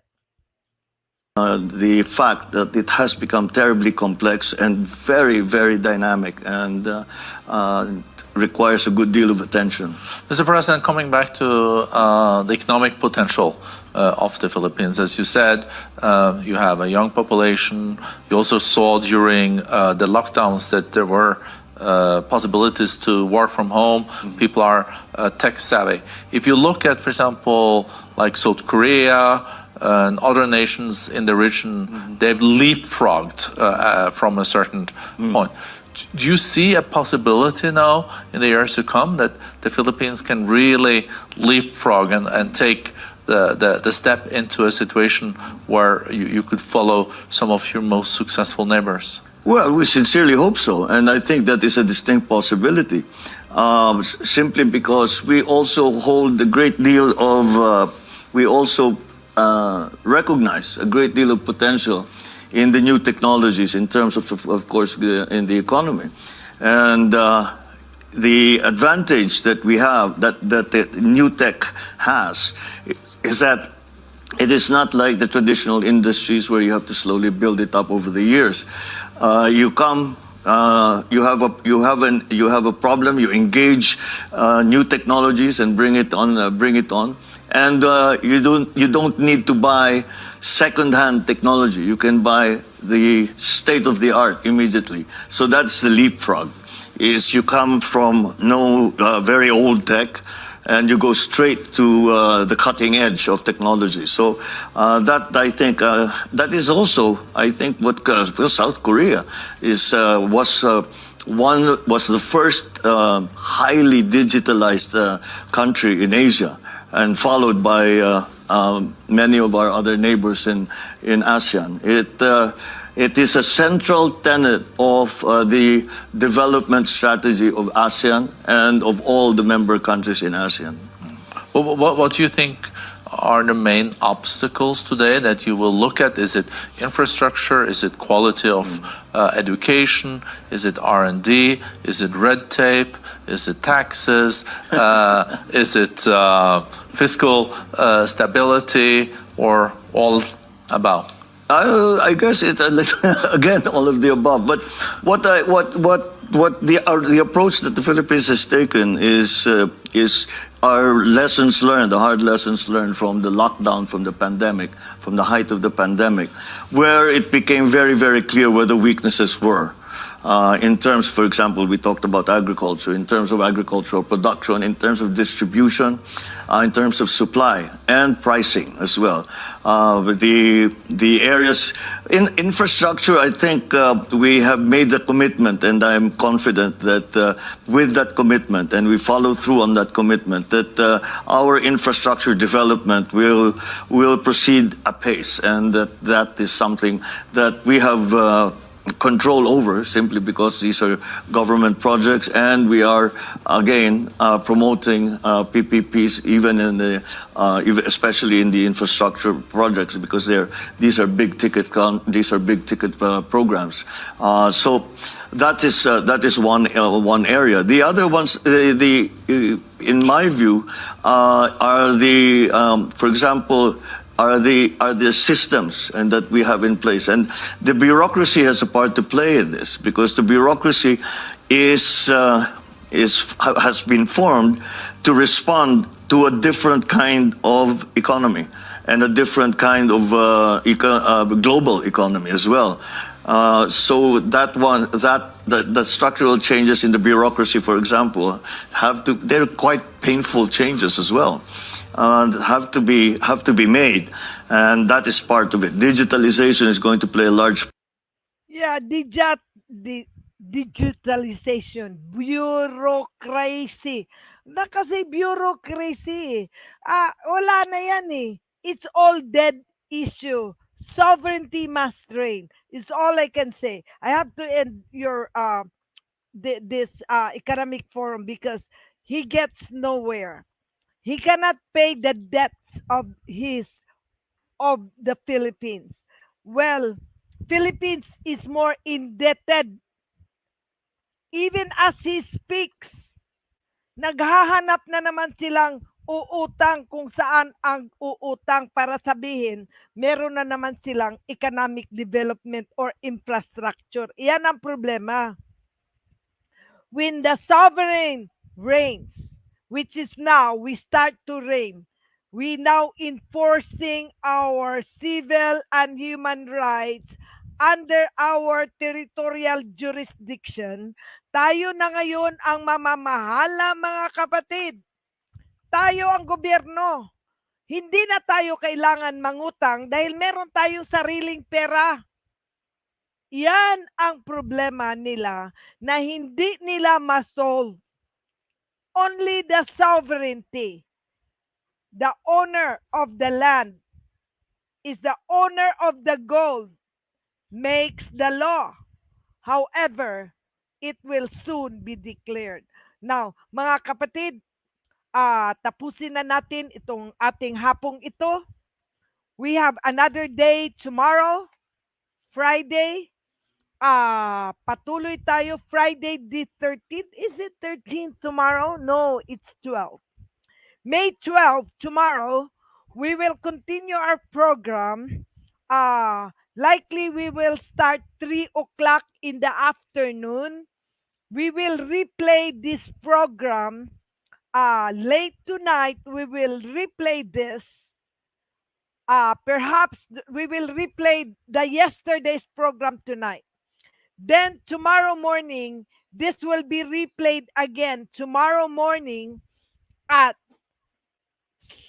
7 o'clock in the morning. Papatuloy natin ito, i-replay natin para ma-absorb nyo itong ating pinag-usapan dito, at mamayang gabi sa 6 o'clock, maririnig nyo yung episode 1 natin sa ating pag-umpisa dito sa pinadala sa ating legal counsel, sovereign legal counsel na si Attorney Victor Emmanuel Fontanilla. At ngayon, we gave them 72 hours. So, likely, basta next week, maghanda na kayo, mga kapatid. Kayong mga nagtrabaho dyan sa City Hall o saan man kayong ahensya, you will have your job. You have to listen to this program again tomorrow. We will make overtime in trying to give you the message na nandyan sa konstitusyon lang. Sundin lang natin ang batas. Sundin natin ang batas sa ating territorial jurisdiction. Dito tayo sa Cadastre 292 muna. Patayuin muna natin ang syudad sa Diyos, God's City, in the city of Zion. Ito ngayon ang ating gobyerno. Dito mag-umpisa mga kapatid. Araw-araw pakinggan nyo ito dahil all the way around the clock, we will replay our programs para masundan yung mabuti at maintindihan nyo. Pero kailangan magpasakop kayo sa Sovereign Republic of the Philippines. Kasi hindi namin kailangan ang booster, walang vaccine required. Mas maganda yung wala kayong vaccine, you can go straight, fill up the form, at magiging sovereign patriots kayo. You become a party of the Sovereign Republic of the Philippines. Now, yung mga nabaksinan na, kinalulungkot ko, pero di na bali, habang buhay pa kayo, habang pwede pa kayong magtrabaho, kayo'y pwede pa rin maging empleyado. Kukuha na lang kayo ng employer's ID. Employer's ID, kumuha kayo as an employee, not as a sovereign patriots. Parang bayaran lang kayo. Kasi hindi natin alam na baka kayo'y contaminated na ng mark of the beast. Ipagdasal natin na hindi natin, pwede pa natin yan sigurong ma-restore ang inyong MRDA. Baka maibalik natin yan ng DNA na magiging tao pa rin kayo. Kaya mga kapatid, marami tayong dapat tuklasin dahil lahat ng aking ginawa, lahat ng ating gagawin, lahat ng ating mga pinagdaanan, ating sacrifices, ang ating sa ating lakbay, sa ating pagpanalo, triumphant, panalo na tayo, tumayo na ang syudad ng Diyos, nandito na ang langit sa lupa, kaya kayo'y makipagkaisa sa amin and you are welcome. Magandang gabi sa inyong lahat. Gusto ko nang tapusin ito ngayong gabi at makapagpahinga naman kami. At mga kapatid, papasalamat ako una sa lahat, Baidikay, ang ating administrator, Baidikay Mukoro, magpapasalamat din sa inyo. He will make her final statement din sa inyo, closing statement pala, not final, sorry, Baidikay ha, closing statement. At ito naman ang aking closing statement sa inyo. Magandang gabi sa inyong lahat. Maraming salamat sa inyong tagapagpakinig, sa inyong patience, sa inyong pagsubaybay. Kasi itong mga aming pinadala sa inyo ay batas sa lupa, batas sa Diyos na kailangan ating tanggapin, ating sundin para tayo ay maging malayang tao. Magandang gabi sa inyong lahat at maraming salamat sa amin ding mga staff dito, ang aking DJ dito right now, si John Ravel de la Peña, nagpapasalamat din sa inyo. Maraming salamat at itong si Bae Belen de la Peña at meron kami aming ranger dito, ang aming little ranger nandito rin, si Sean de la Peña at ating mga kasamahan dito, si Sergeant Master Sergeant Raul Minding, si Sergeant Godfrey Tilangco, si Dato Rodel Masangkay nandito working on our mechanics natin dito, at ang ating mga sovereign special task force commanded by Commander Fernando Siran, at ang ating mga kasamahan dyan ang maraming salamat, lalo na kang King Salvador Hans, ang the ambassador, the King of Peace. Maraming salamat at kami magpasalamat sa iyo. And I would like to have Baidikay make her closing statement to you too. Baidikay, take it away. Okay, daghan kayong salamat po diha kanimo, the Majesty, for your unending sharing sa imong, not only sharing but kanang imong gipang-instill sa amo nga maugod ang kamatuoran. Thank you good kaayo. Og sa mga listeners nato yung sa akong mga viewers, thank you so much. So by the way, you're still tuning in to 93.5 Soberenya ng Inang Bayan diri sa Iligan FM, live simulcast on Facebook, Kingdom Pilipinas Ministry of Information and Communication. So ugma na sad, magkita-kita na usab kita, and bye-bye and God bless us all. Thank you. Thank you very much. Bye.